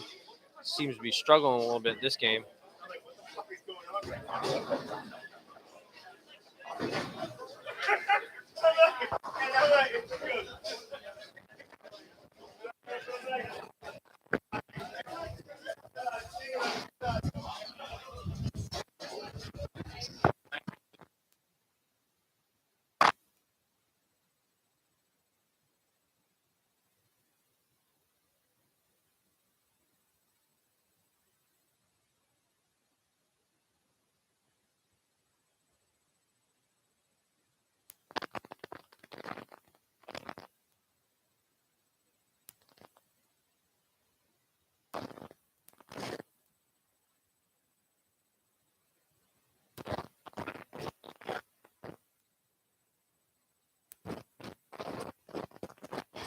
On the approach on 11, Brad Stewart started out this game. John Pfister, who's 2 spares in a strike. That was a good shot by Brad. So now he's got a double. Slight advantage over John Pfister. Game front 2 before he just left. I believe that was 4-6. No, sorry, that was the 3rd. It only took 1 off of it. So there's 1 more perfect game bid left for this game, and it's on John Syverson. That was tough.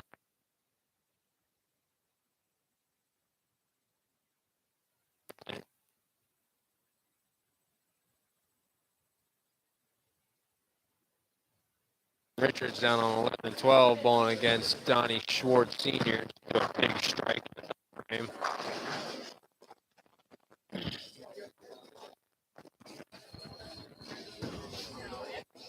Tyler Allman bowling Dustin Valentine. Converts that. I believe that was a 10. My girl's coming. I gotta introduce them. Count the door. Okay.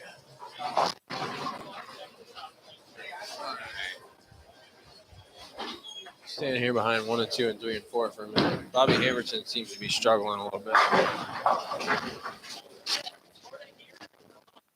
Started out the game gutter spare, 9 spare, 9, and then just whiffed it. I didn't see what it was.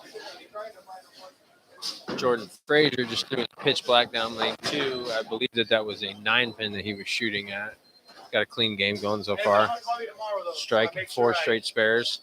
Get it right. Chucky Rucker looks like his ball changed out of that Quantum Evo Pearl. Threw a good shot. Went in there and hit the pocket, but flat 10. Bowling against Josh McFalls. Josh started this game out with a strike in this open.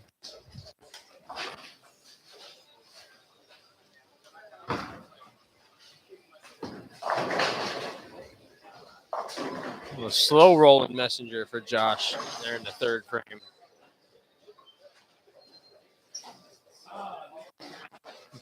I can't pick him up, so I got to get him on the first. Right.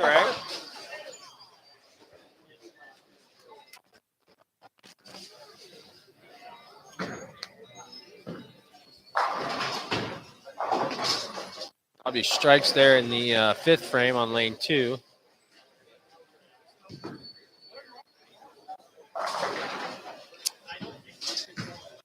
Robert Hilton that just threw a ball down lane 3, and that is a ball change. That was a youth C3 that he's got polished up after switching away from an Obsession tour. Is that a C3 with some polish on it? What's that? Yeah.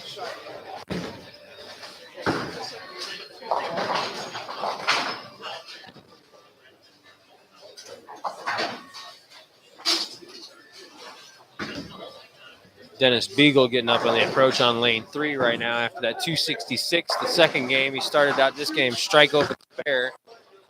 Still throwing one of the purple hammers. That one didn't get back to the pocket. I think that was the 2-finger purple hammer.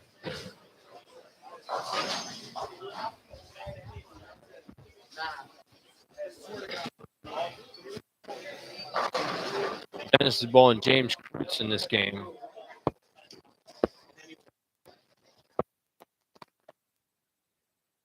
Nicholson on 5 and 6 started this game out clean with a pin to the right. He's looking at a 1-2-4.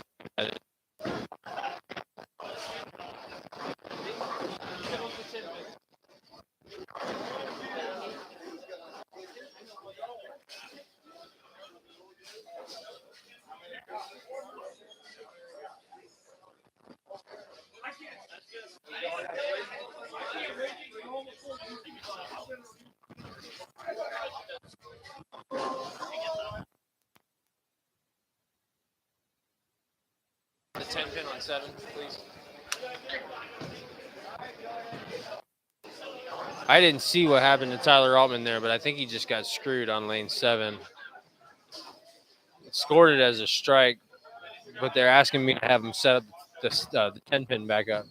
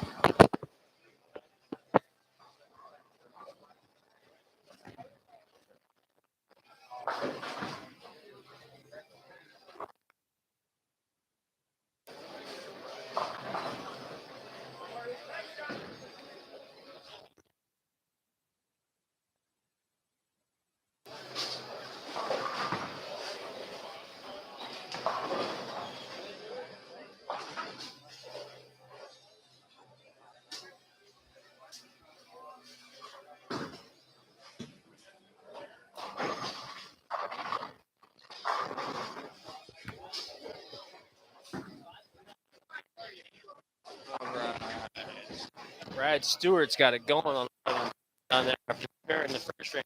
4 back, 5.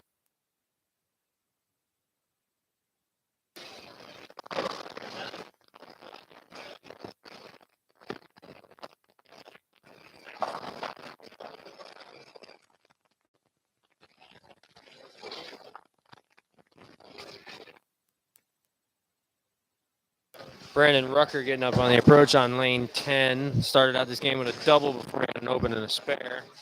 Bowling against Scott Chikoski. Scott's struggling pretty good in this game. Started out with a strike and then he had 2 straight opens for a spare, but he just missed. He's a left-handed bowler. He just missed the head pin left, and he's looking at a 5 count.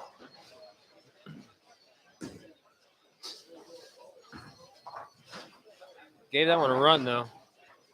Brian Williams on 7 and 8 started this game with a strike and a spare and then a double.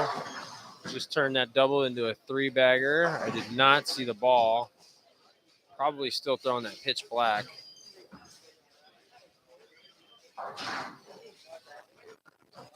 Ron Richards up on the approach on lane 12. Started this game out with an open and a spare, but he's on the strike train with a double going into the 5th frame.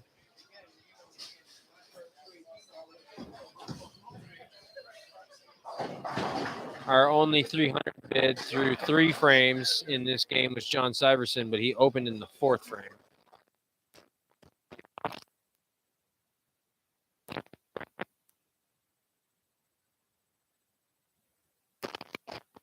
Ron Richards turned his double into a 3-bagger.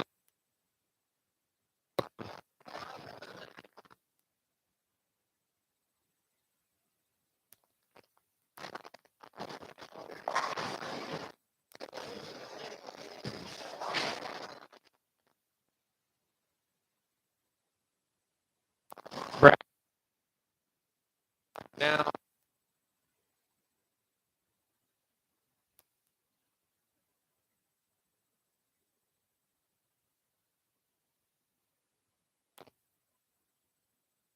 excuse me. Yes, the 4-7.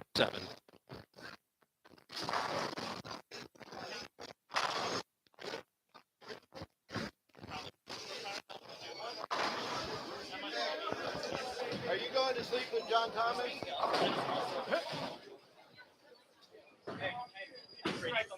Guys in 1 and 2 are moving right along, but you need to slow it down a little bit. They're already getting into the 9th frame, and everybody else is in like the 4th and 5th frame.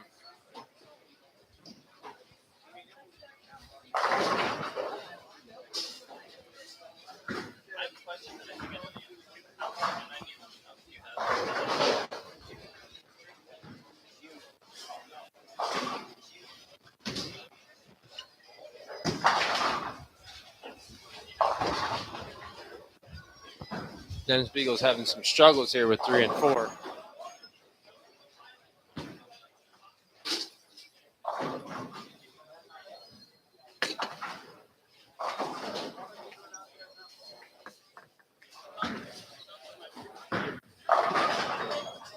Jordan Frazier just got away with one against Scott Chikoski there. He threw that one to the left and it struck.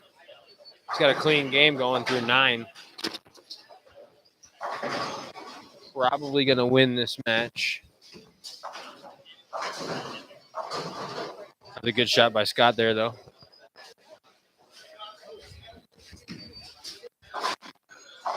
Ooh, Dennis Beagle's really struggling in this game.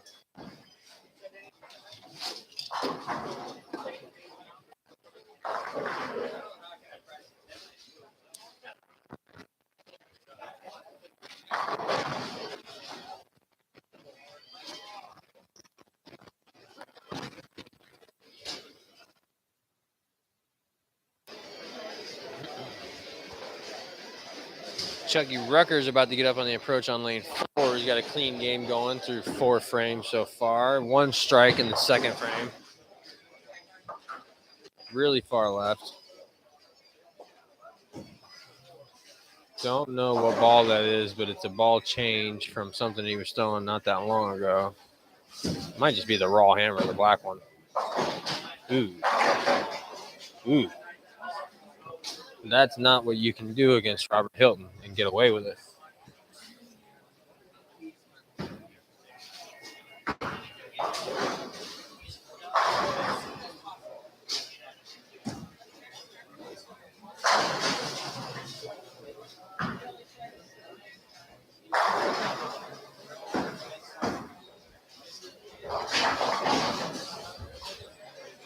Okay.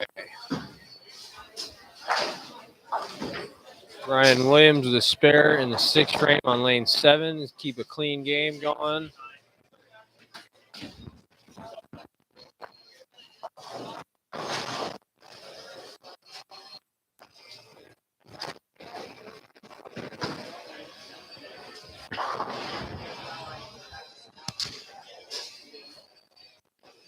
Yep, that's what Robert will do to you if you open the door for him.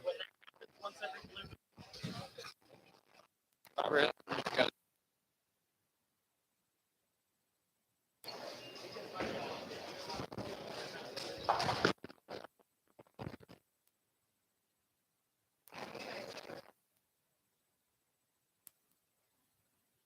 7-pin.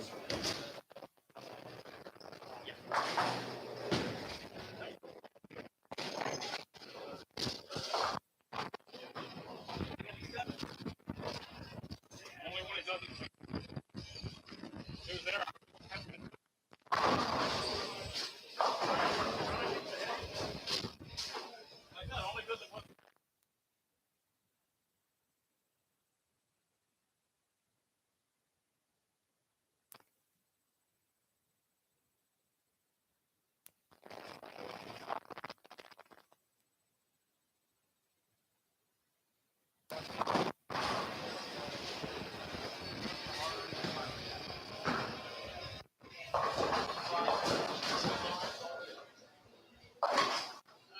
Jesus. Dennis's struggles are going to continue on lane 3 and 4.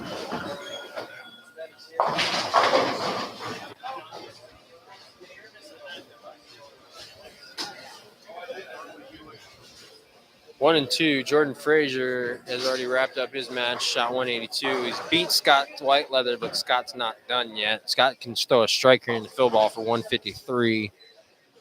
And then the only other active bowler on that lane is Bobby Hamilton. He's supposed to be bowling JJ Feather, is not here. And there's 2 other guys that are also not here tonight on that pair. Bobby can pick this up and strike for, looks like, I believe, 203.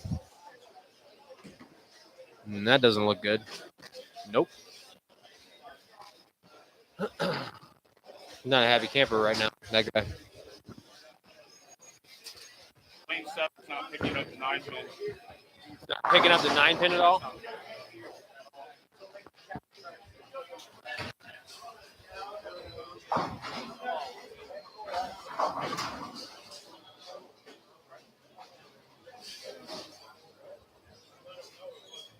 Set it this time around. Let's see what happens.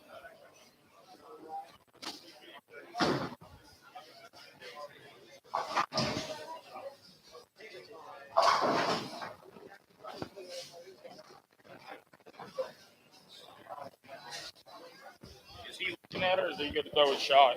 No, he's good to throw a shot right now. You're good right now. Yeah.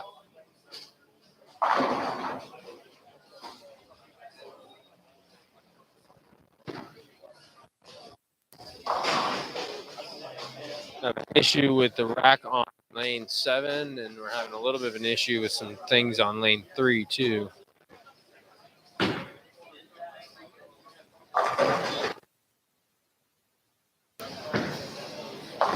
Wow.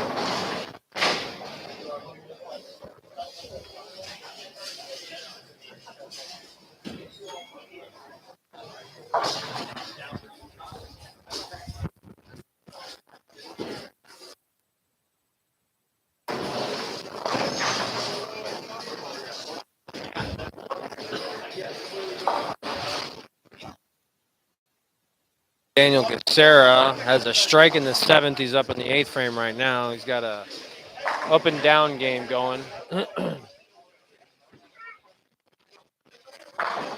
was a big strike there.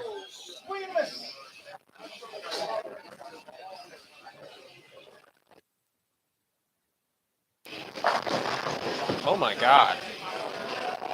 Oh my God.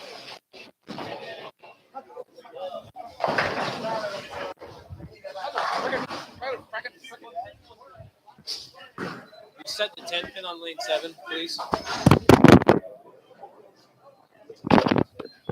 about that, folks. I just dropped my microphone.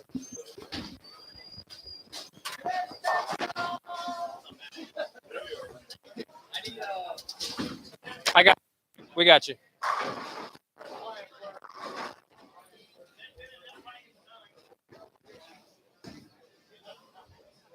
Chuggy Rucker up on the approach on 3 right now in the 6th frame after an open. That ball's not going to get where he wants it. Nope. You see the look on his face. He knows it. Even Johnny Rack is struggling in this game. This game's transitioning weird. Ryan Williams got a halfway decent game going on 7 and 8. Strike spare, back spare.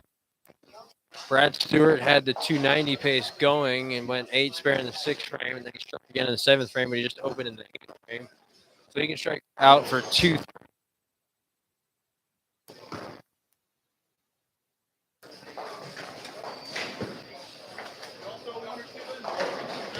And got the 9th.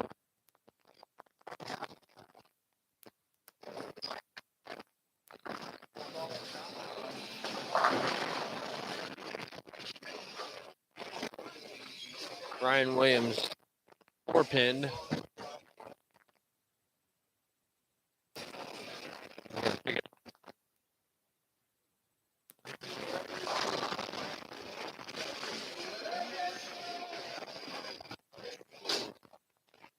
Yeah, I mean, there's really no big game.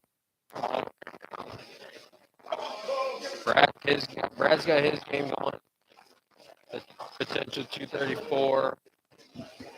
Daniel Gassera can punch out, which would be the last 6 for 222, I believe that would be.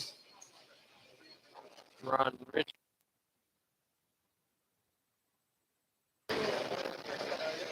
$246. That'd be the biggest game right there to do that.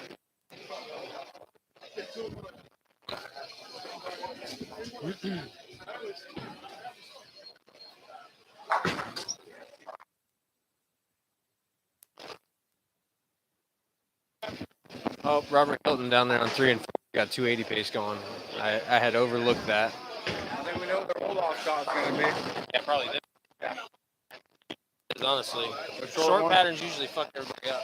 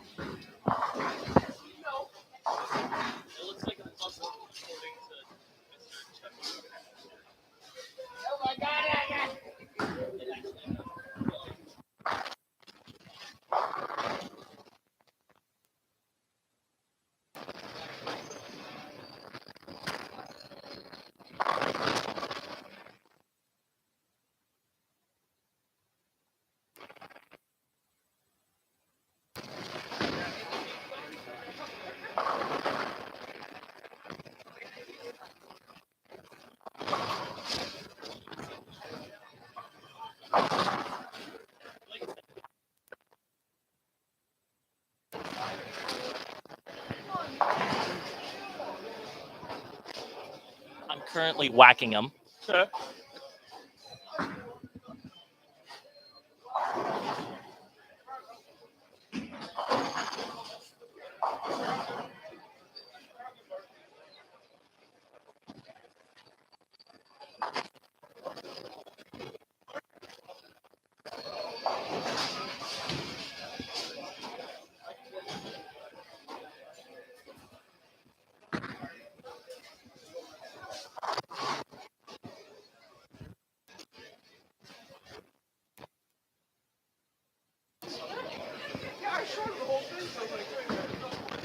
Well, he says he's currently whacking him, so 7-8, Ryan Williams.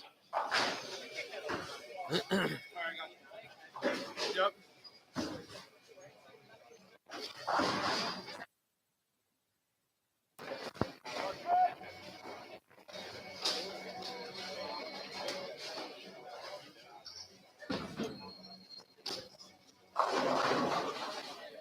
Oh, it's $1.75. Dun dun dun. Sorry, I know $1. Oh, he's tricked his system.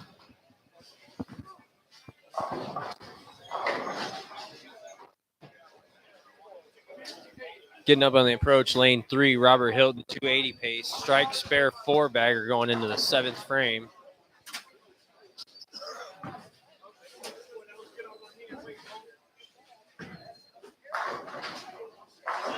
That makes it a 5-bagger.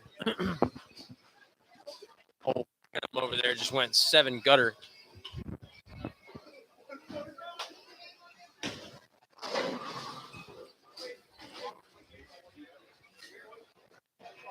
I retract my statement.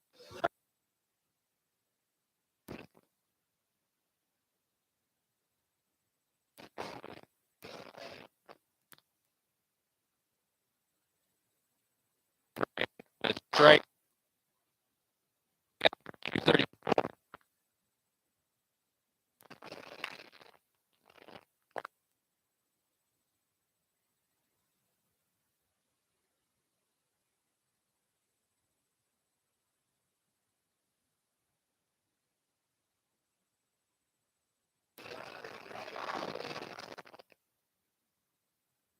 I believe.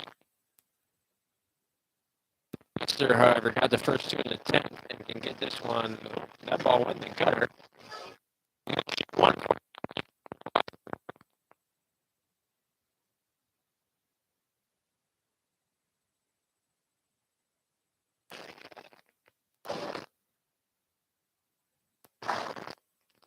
So that's going to be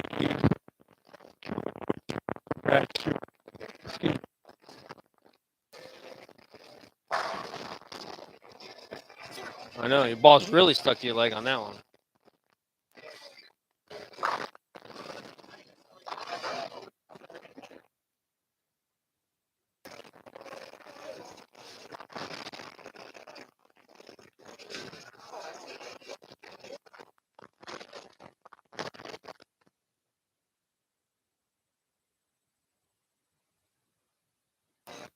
Daniel just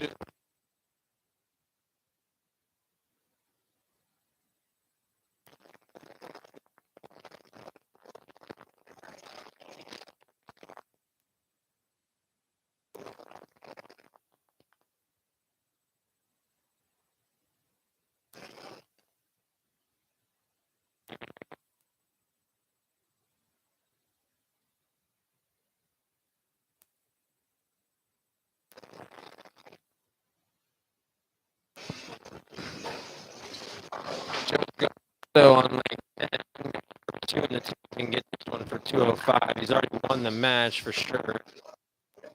Against Schwartz Jr.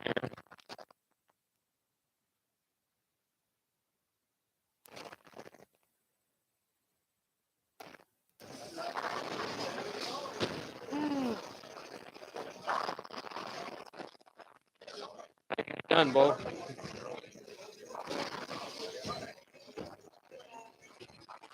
Lane.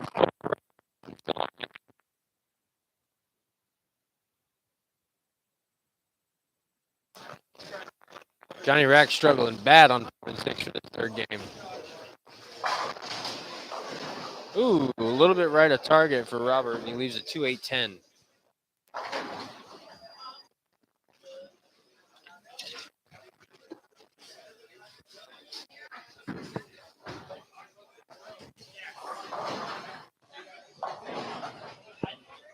Oh, whacking him over there went gutter spare in the 9th frame.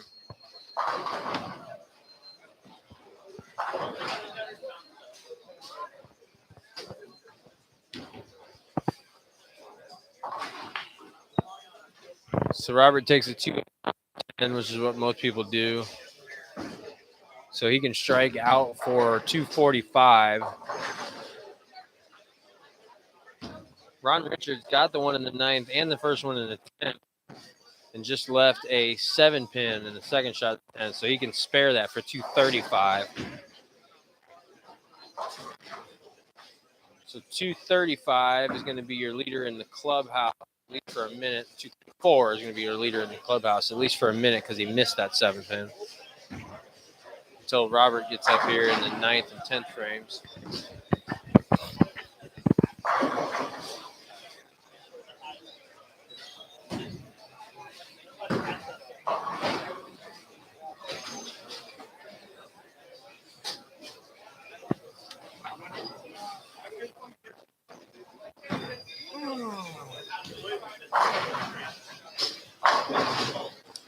Lanes 9 and 10. Donnie Schwartz Jr. lost to Joe's Gardado 205 to 185. And Brandon Rucker beat Scott Chakosky 175 to 118. Jake Miller just threw the second ball in the 10th down there, and at 9 counted. I believe that's a 2-pin that he left, so he could pick that up for 189 against Joe Nasso, who's got a spare in the first part of the 10th frame, can strike in the fill ball for 158, and he leaves a 6 count, so it's going to be 154. So Jake has already won that one. Dustin Volantine had a double going into the 10th frame there and just left a 2-4-8-10. That's not going to be easy. Tyler Altman had an open in the 9th frame going in. He had 137. He struck on the first ball in the 10th, so he's probably going to win this match. Especially if he gets another strike here.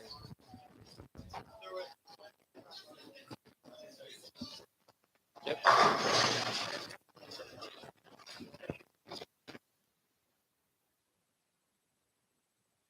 So he's going to win this match for sure. Strike out for 160.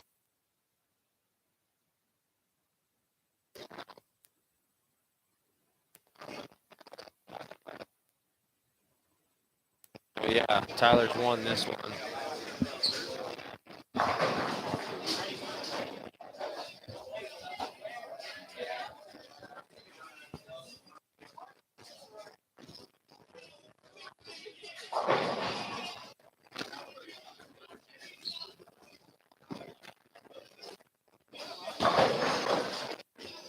That was a tomahawk messenger there.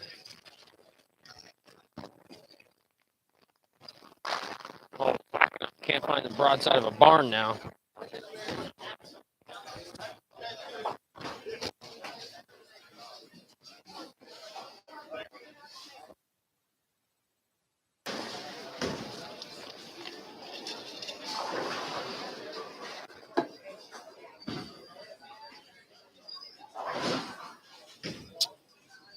Although he did convert that, so he can throw a strike in the fill ball for 198. It's definitely going to be a win against Darren Best, but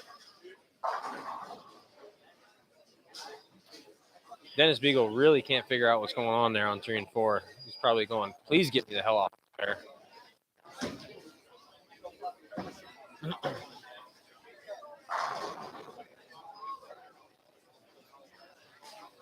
Dave Covington shot 165 against Joe Ball here for 180, and he gets it.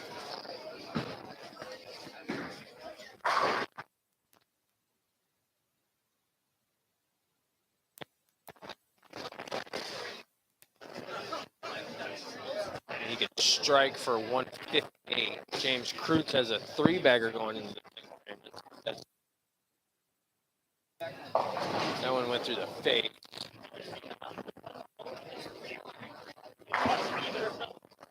So, it's a strike for 171.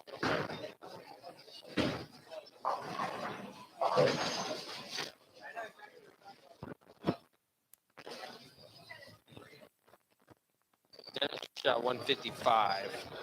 James, I believe, needs to pick this up to win.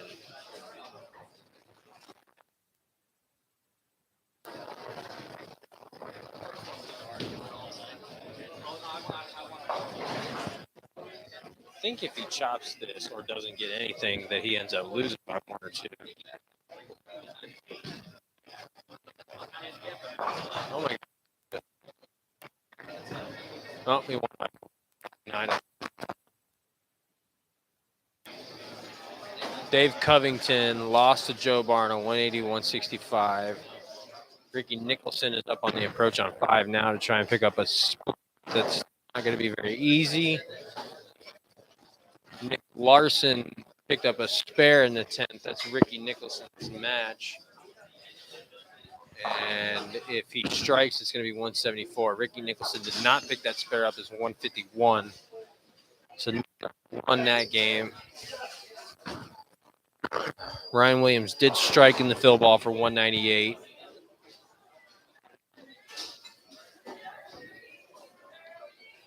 Against Darren Bess's 135. John Syverson shot 175. Against Chuck Williams.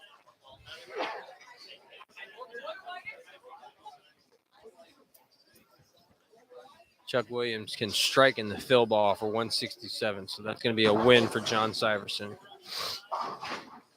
Nick Larson threw something out there to try and see what was going to happen, and it didn't do what he thought it was going to do.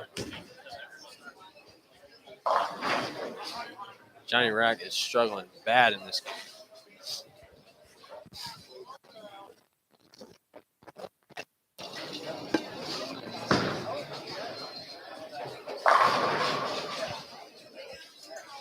So your league leader after 2 games just went down.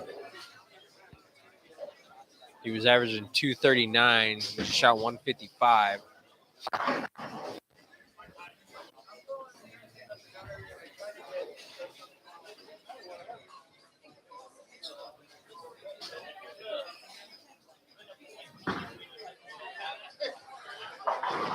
Chucky Rucker is going to finish this game 48.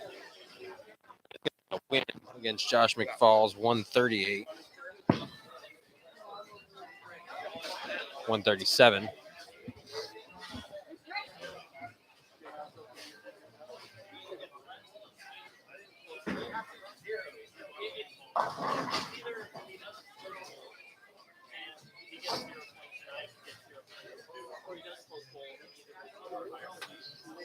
All right, last 2 matches going are done. And it looks like Wayne's going to beat John. So your top 2 seeds are both going down.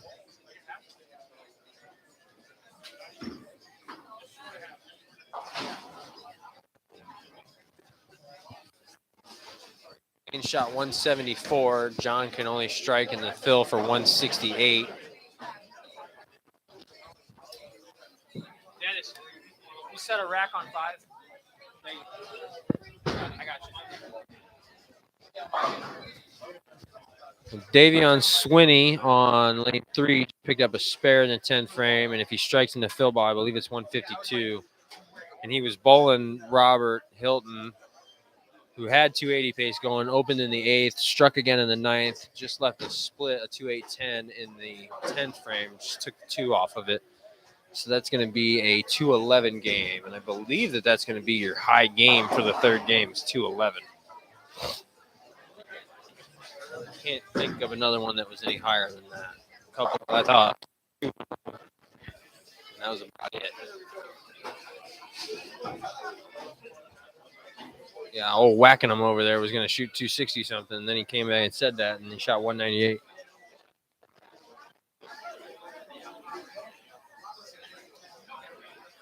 So we're fixing to get into the last game of the night.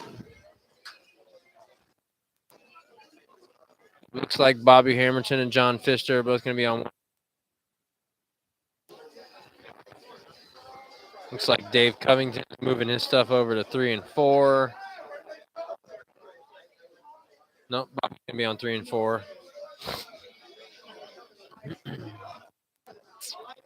Jordan Frazier looks like he's going to be on 3 and 4.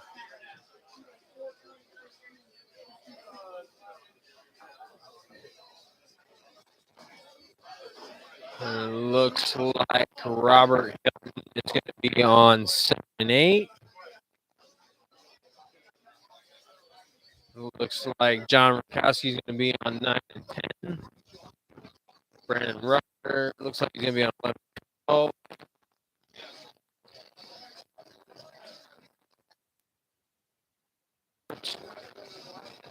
I believe he's going to be staying on 11 and 12.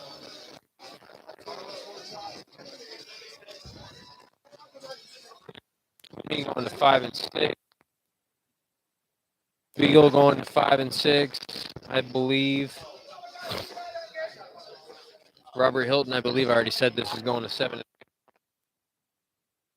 and 8. Sarah is going to be on 9 and 10. I'm pretty sure Joe's Gardado is going to be on 9 and 10. I was gonna say, if I just would have probably spared him the 10, because I was on 3 in a row.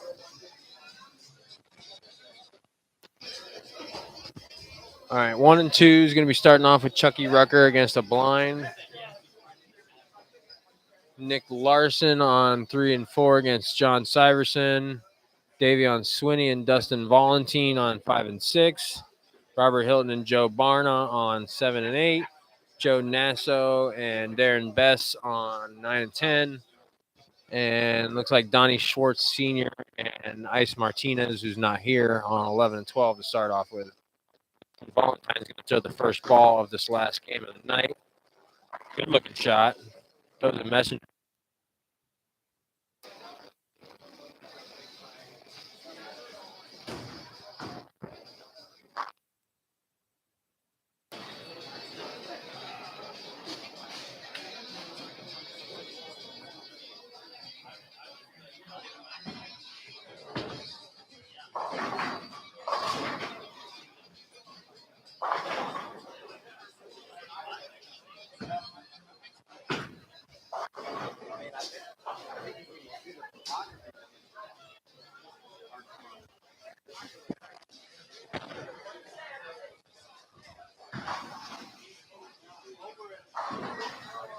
You got Scott Whiteleather and Josh McFalls on 1 and 2 also.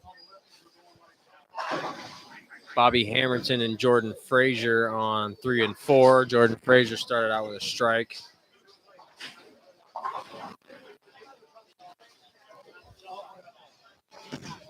You got Nuna and Dennis Beagle on 5 and 6.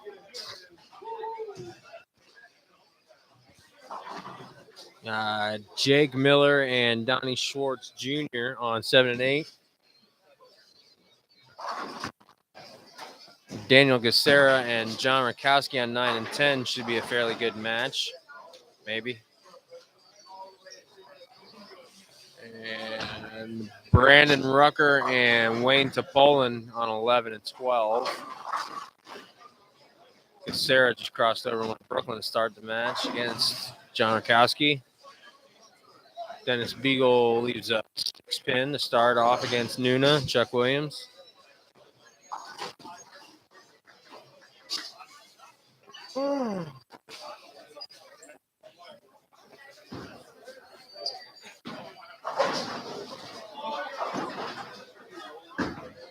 Then to wrap things up on 1 and 2, you got John Pfister and Ron Richards.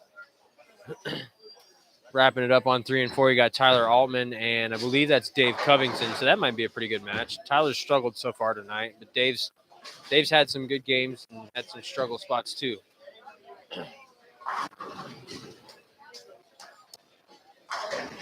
Wrapping it up on 5 and 6, you got Carlos Delgado and Scott Chakosky.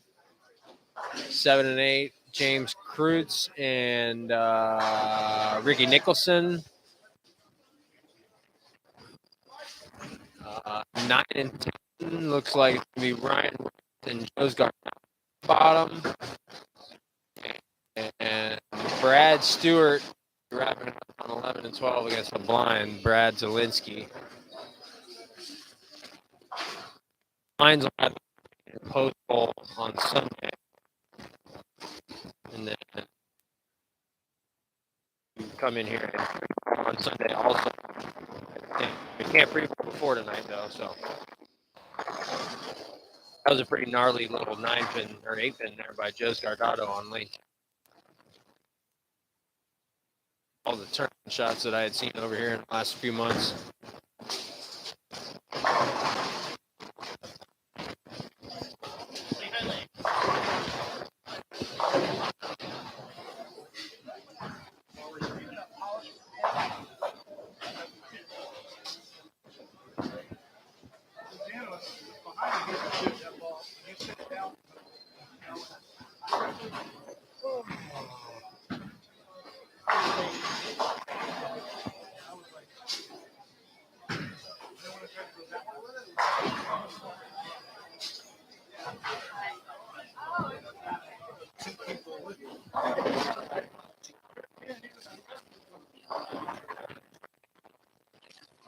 is it?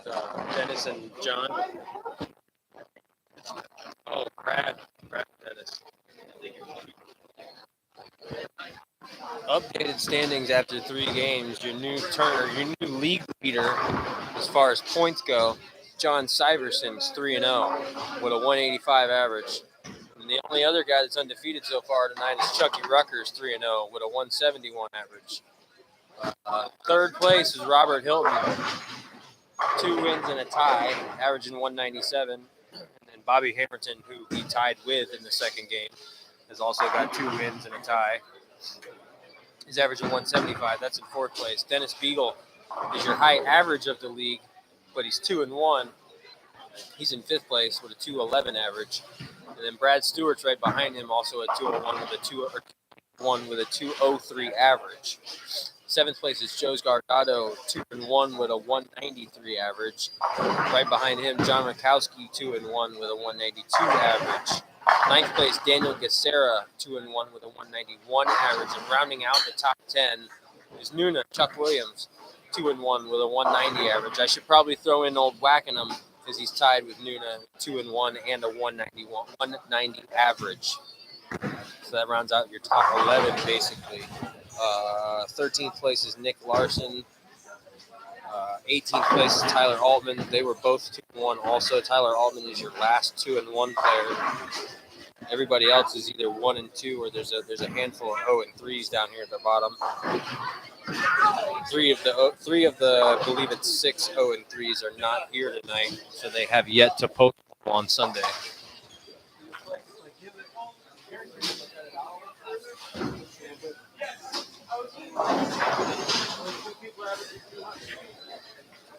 Well, I was doing Brad Stewart. Hey!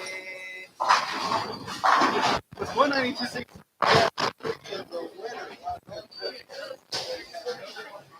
Thanks, sir. All right, we've got a handful of guys that started this game out with at least the first 2. We've got Scott Whiteleather on 1 and 2, started out with the first 2. We've got on 3 and 4 John Syverson, who's on the approach on 4 right now, and Jordan Frazier, who's going to be right behind him.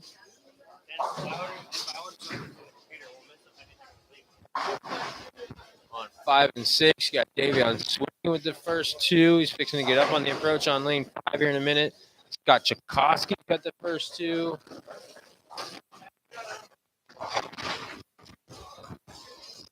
That's going to be nobody else in the ball nine's got the first 2.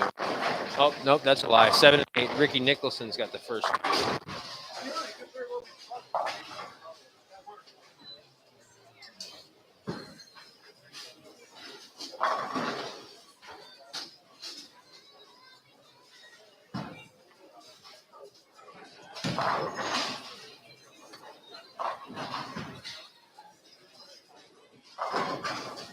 Oh, Davion missed the head pin to the right. John Syverson went 7 spare. He was one of the guys with the first 2.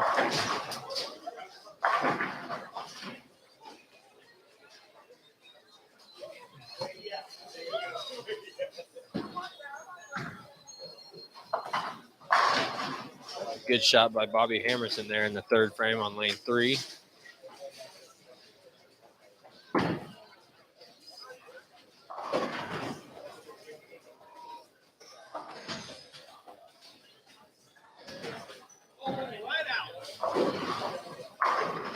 Jordan Frazier missed his target a little bit right, and the ball didn't quite hook enough, and we left it 2-4.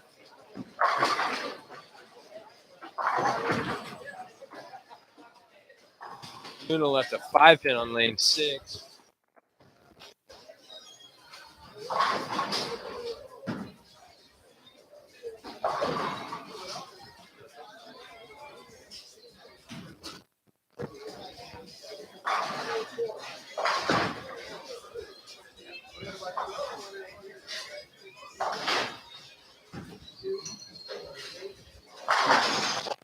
Dennis Beagle up on the approach on lane 5. Started off with a spare and a strike. Back to the no thumb purple hammer. That was a big crunching strike. Right?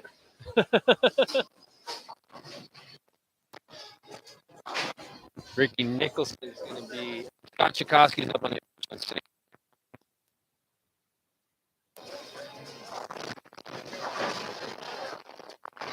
Crunch for 3. Ricky Nicholson take the approach on 8. He had the first 2. John Rakowski's up on the approach on 9 right now. Started off with an open and then a strike. That turns that into a double. Bowling against Daniel Gacera, who started off with a spare and a strike. He's up on the approach on 10 right now.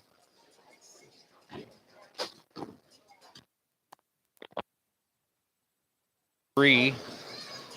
There's 2 guys left with perfect game bids. Scott Chakosky on 5 and 6, and Ricky Nicholson on 7 and 8.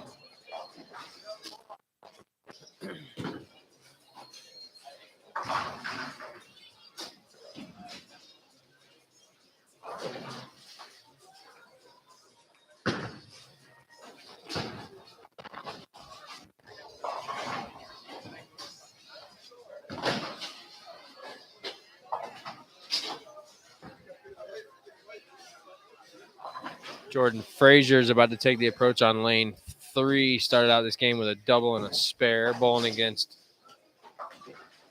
Bobby Hamilton, who started out strike, spare, strike. I believe that Jordan is throwing an Axiom solid. That ball's out a lot. A lot.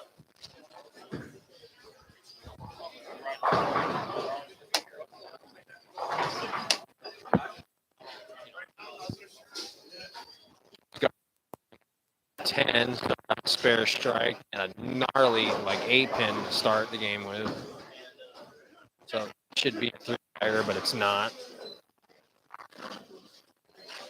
Scott Whiteleather on lane 2. This game with a double and a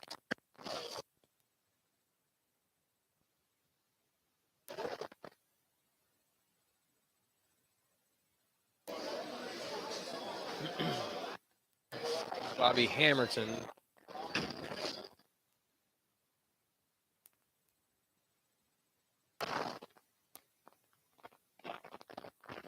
Bobby Hamilton about to get up on the approach on 4. Started this game with a strike, a spare, and another strike.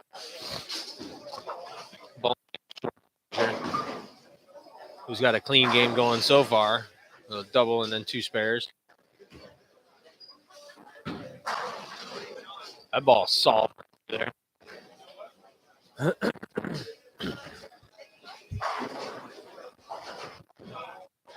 Dennis B. Turn a double into a 3-bagger.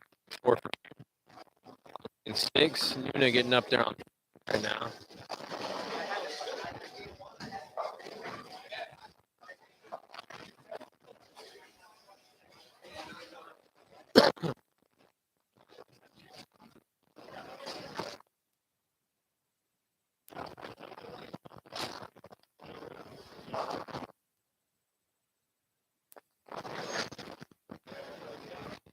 Tyler came in here tonight and made a concerted effort to not throw urethane, and I don't think.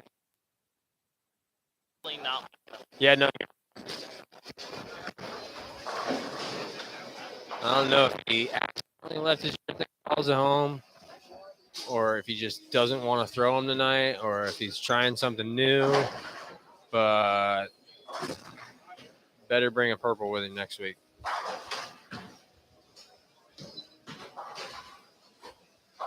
Although he just picked that up. That was nice. Nuna left I believe that's a 4-pin. He's going to pick it up. Ricky Nicholson. Nicholson was one of your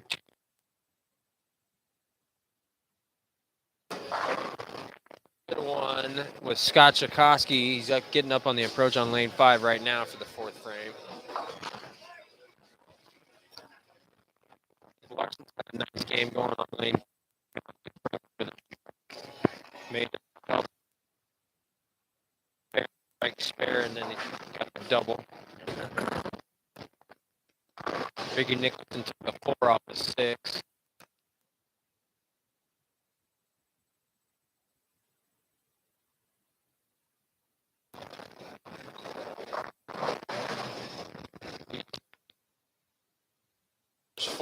on that pair because they're into Bolin is one of them, and he hasn't strike yet, but he does have a clean game going. Not here. Brandon Rucker going. And then Brad Stewart at the bottom. This game with an open and then strike, 2 straight spares, and now he just threw a second strike in a row. And he is supposed to be bowling against Brad Zielinski, but Brad's not here tonight. Let's see. Bobby Hamilton just went 2-8-10. Jordan Frazier getting up on the approach on.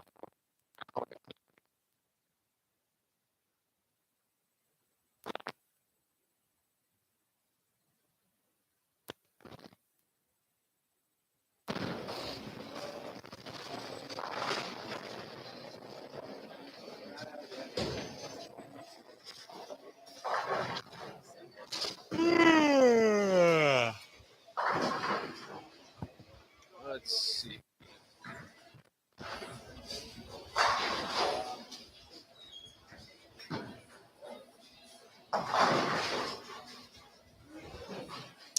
Miller just got himself a 3-bagger, but that ball went right through the face.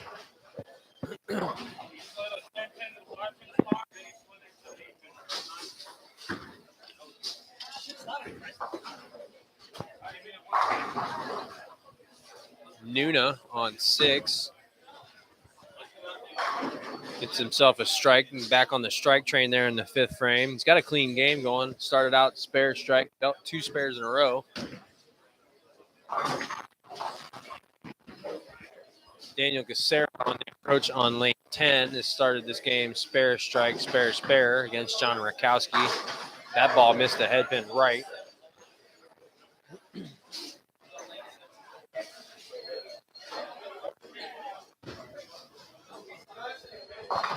Dennis Beagle up on the approach on lane 5 on a 290 pace through 4 frames. Throwing the no thumb purple hammer. That ball hooked up, went a bit, and left himself a 610.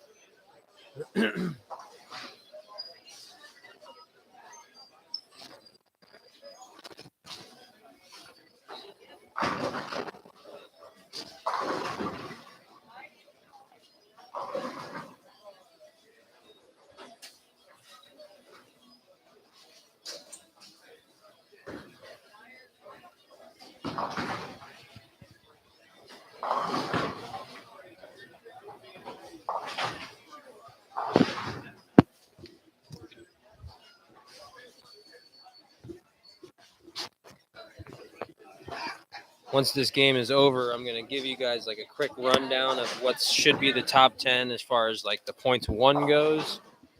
I'm not going to take the time to find out what everybody's average is and whatnot, but just remember when we come in here next week, the first game will be a position round game. So like whoever finishes first and second is going to be bowling each other in the first game next week. And it'll be that way every week in the first game.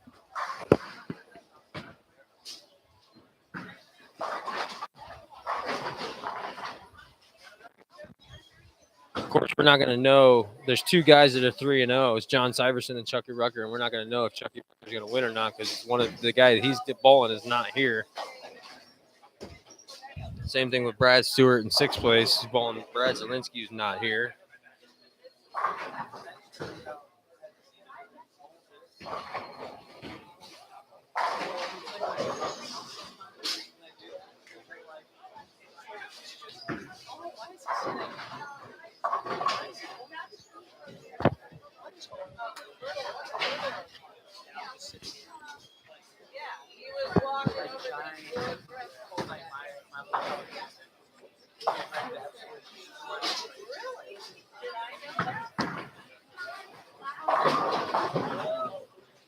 Jordan Frazier just got himself back on the strike train with a crossover Brooklyn.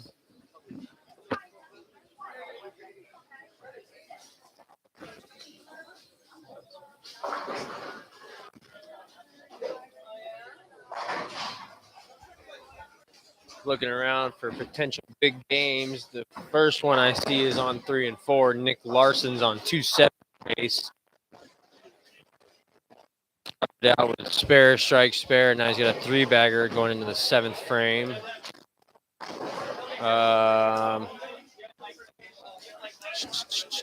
Dennis Beagle, who's up on the approach on 6 right now, started the game.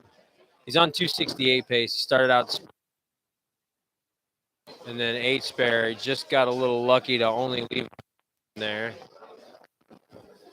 So he can strike out now for, I believe, 257.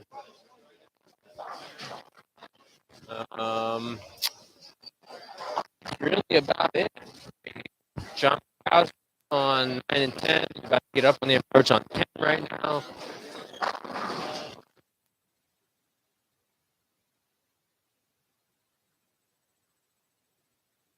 Going to be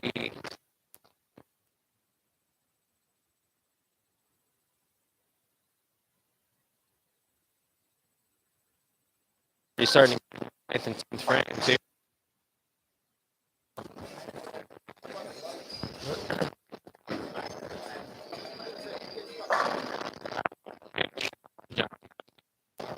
Ball and Daniel, Gacera. Daniel Morales. Daniel's clean through 6 frames.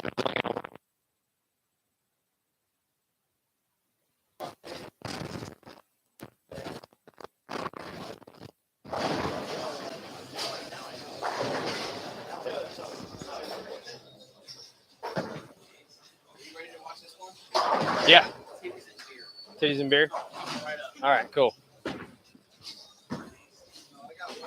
Woo! Skinny jeans, Wayne. Skinny jeans, baby. Brad Stewart getting up on the approach on 11. Told me I needed to watch this one because titties and beer.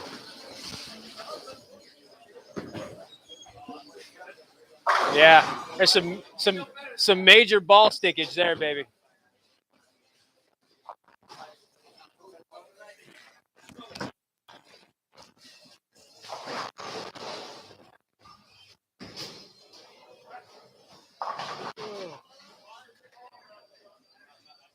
All right, getting up on the approach on 4 right now.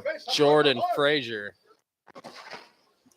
started the game with a double, 3 straight spares, and then a strike again in the 6th, but it was a crossover at Brooklyn, if we remember that one.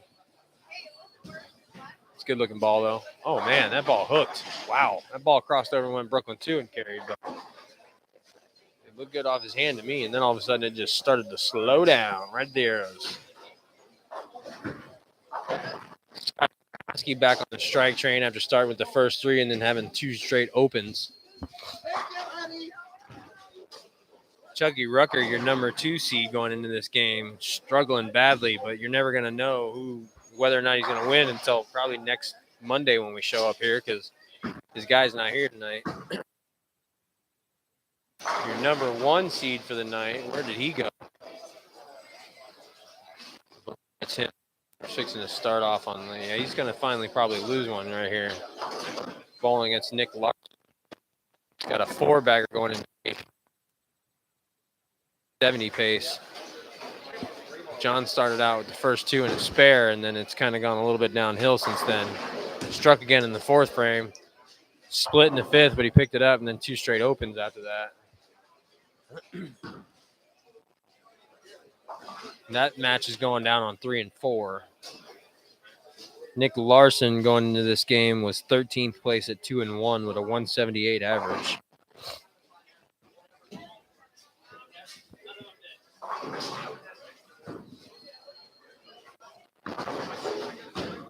Just whack.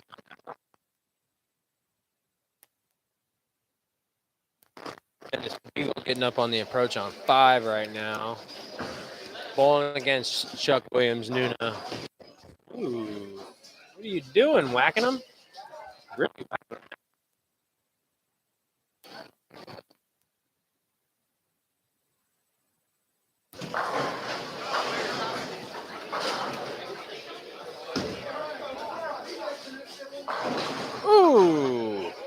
Woof.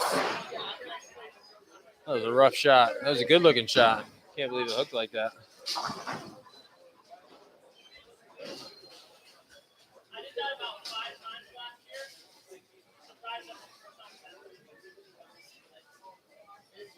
Get up there and finish it out, whacking him.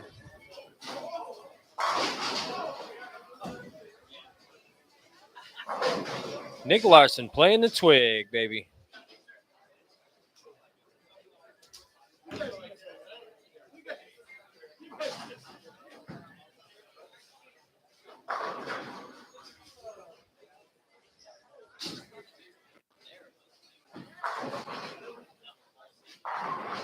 That was rough, Dennis. That was fucking rough, bro. I was back here going, whoa.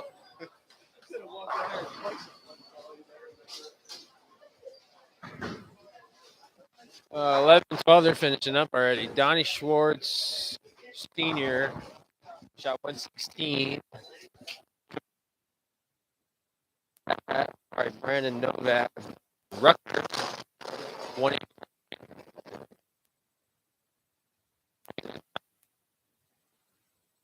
Even against leaves a 10 pin on the first shot of the 10. So potential 180 game there. Joe Nasso has got himself on the strike train with a 4-bagger on 9 and 10, bowling against Darren Bess. Darren's struggling pretty good. Daniel Gacera still clean through 7, but only Johnny Rack double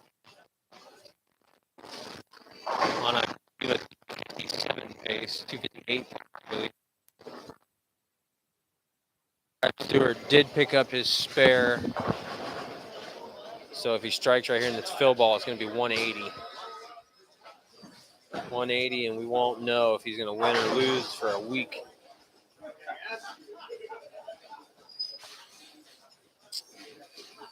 $180 is going to be good for 789 for 4. So it's going to be 197, I believe, average.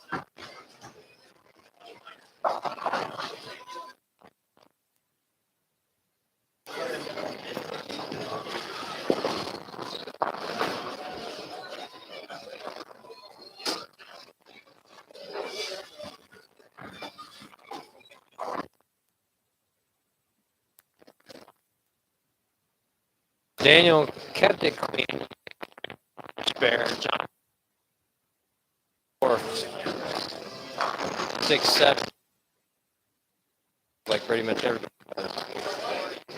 So he can punch out for 223. Daniel can shoot 210, I believe.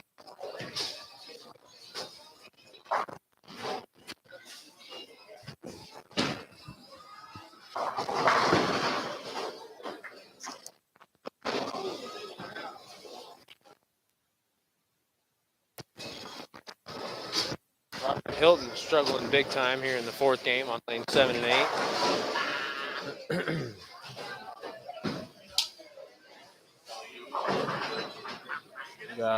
Lanes 3 and 4 are starting to frame here in just a second.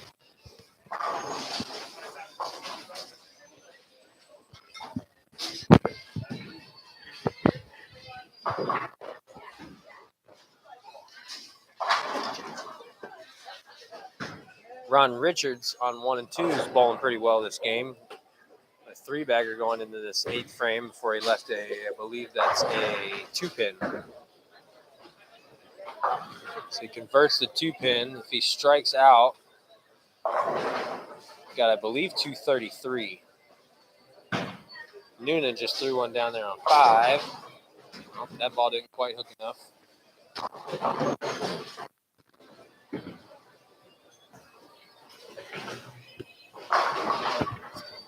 Big John Syverson has definitely already lost this match.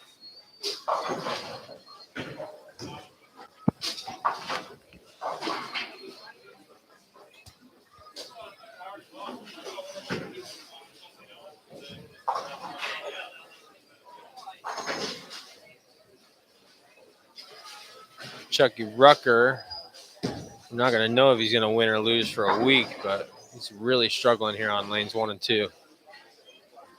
I don't think he knows about that bump on lane 1. He can only throw the last 3 for 163.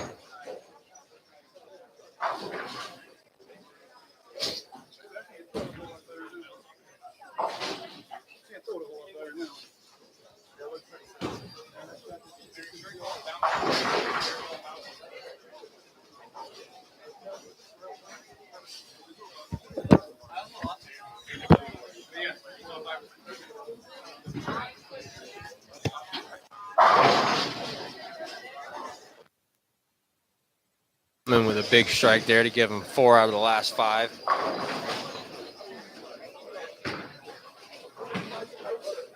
Falling against Dave Covington. It's probably going to beat Dave Covington. I don't think Dave can do anything. I'm not doing the math, but I don't think Dave can do anything.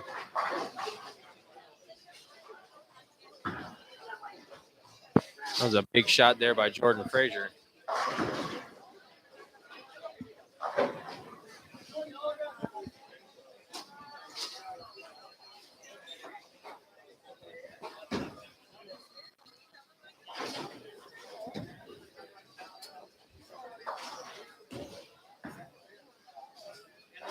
John Syverson starting off the 10th frame on lane 3 for those guys. Strikes in the 10th.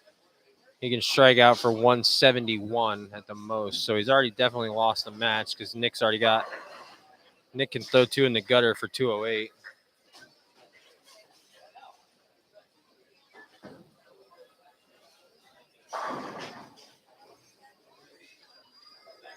Ron Richards up on lane 1 right now, trying to make it 4 out of the last 5 strikes.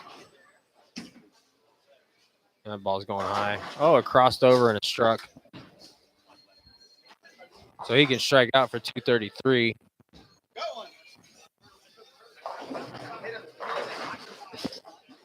Nick Larson getting up on the approach right now on lane 4 in the 10th frame. He can strike out for 248. John Syverson got the second one in the 10th. Joe Barna on lane 7 and 8, getting up on the approach on 7's got a 3-bagger going in the 10th frame. Probably definitely going to beat Robert Hilton now.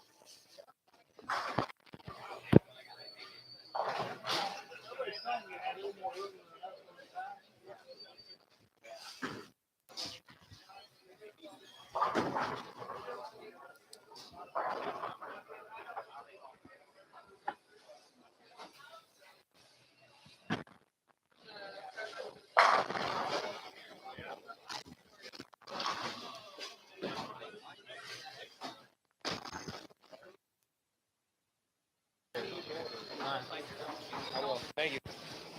So John Syverson did get the third one in the 10th for 171. Nick Larson just threw the second one in the 10th in the gutter. I mean, he's going to win. He's going to shoot 230 doing it, almost 40 doing it, but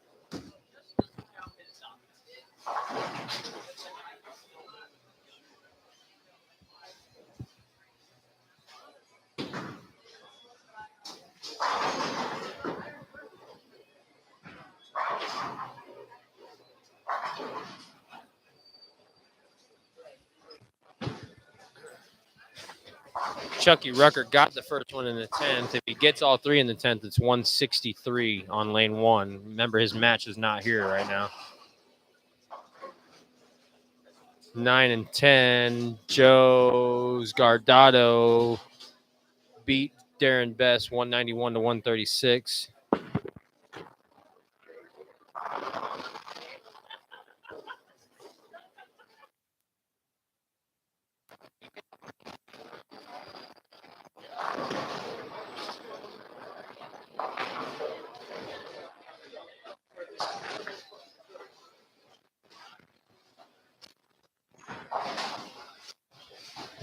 Nick Larson shot 238, picked up that spare and shot 238.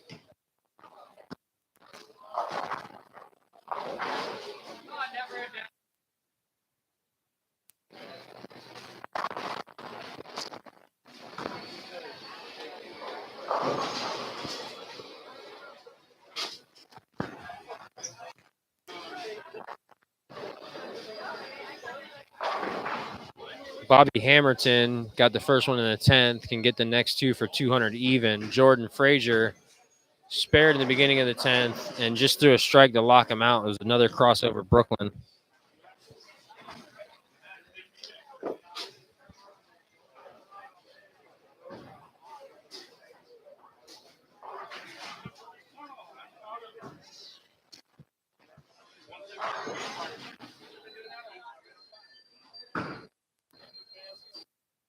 A shot 201 against Robert Hilton, 170.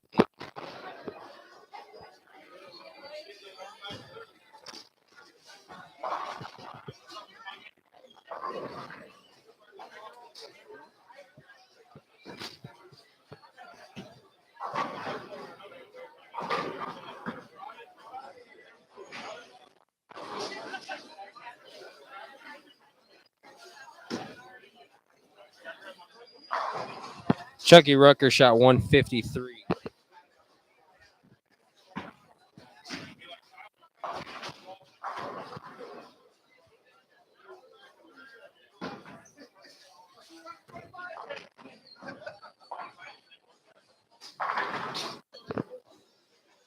Donnie Schwartz Jr. shot 148 to Jake Martin's 211.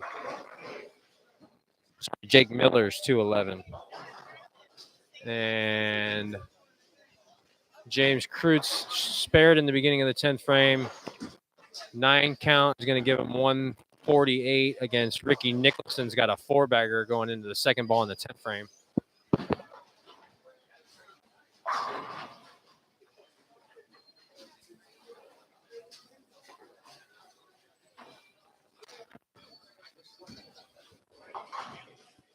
Davion Swinney shot 184 against Dustin Valentine, who can strike to tie him. Dennis Beagle opened in the 9th frame, so he can strike out for 212 here against Nuna. That ball is way, way left of target. And that is a 3.679. Yeah, 3.679. So that's a likely loss for Dennis. Dustin Valentine, 9 count to lose by 1.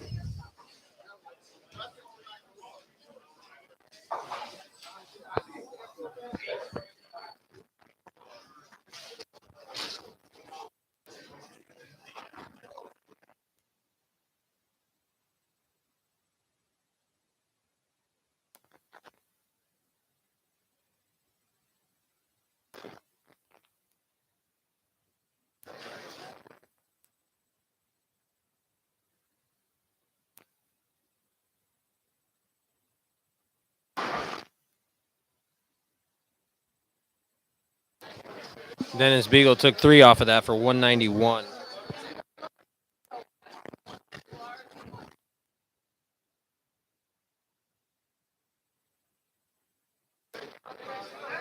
Dennis Beagle is going to be the only guy to average over 200 for the night, I'm pretty sure.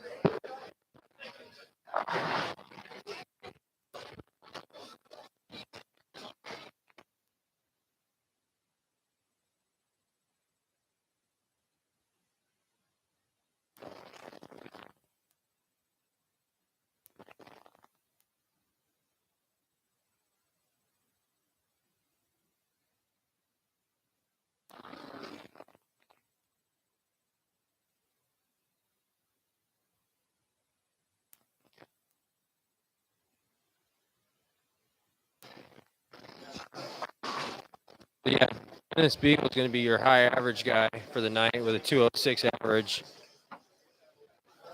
But as far as winning percentage goes, as of right now, right up until next Sunday, Chucky Rucker is going to be your league leader at 3-0. And we bowled 4 games, but the last game his guy wasn't here, so we don't know what happened there. If I had to guess, I'd say it's going to be a loss because he only shot 153, but who knows? You never know. And then after that, you're going to have John Syverson as your only guy at 3-1. Average 181 for the night. But yeah, his only guy at 3-1 right now. Could easily stay in second if Chucky ends up winning. Could easily be first if Chucky ends up losing. And then after that, you're going to have Robert Hilton and Bobby Hamilton tied at 2.5 and 1.5 each. You good? Robert Hilton's averaging 191. Bobby Hamilton's averaging 171. And then Dennis Beagle is going to be your top guy at 2-2 with a 206 average.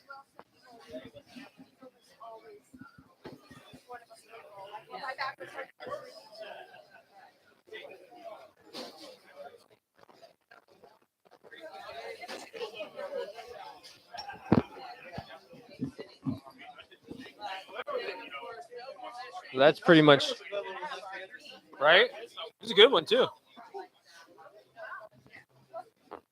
That's pretty much going to do it for tonight's competitive bowling action. Scott Chakosky's throwing just a shot down there. We'll have one more shot to try and convert it, but that's going to do it here tonight. Scratch Match Play All-Stars League. We'll be back again next Monday. I believe practice is going to start at 7 o'clock, and they'll get 10 minutes of practice. And we'll have a position game and then 3 more games of match play. So until next Monday, everybody, we will see you all next Monday. Have a good week.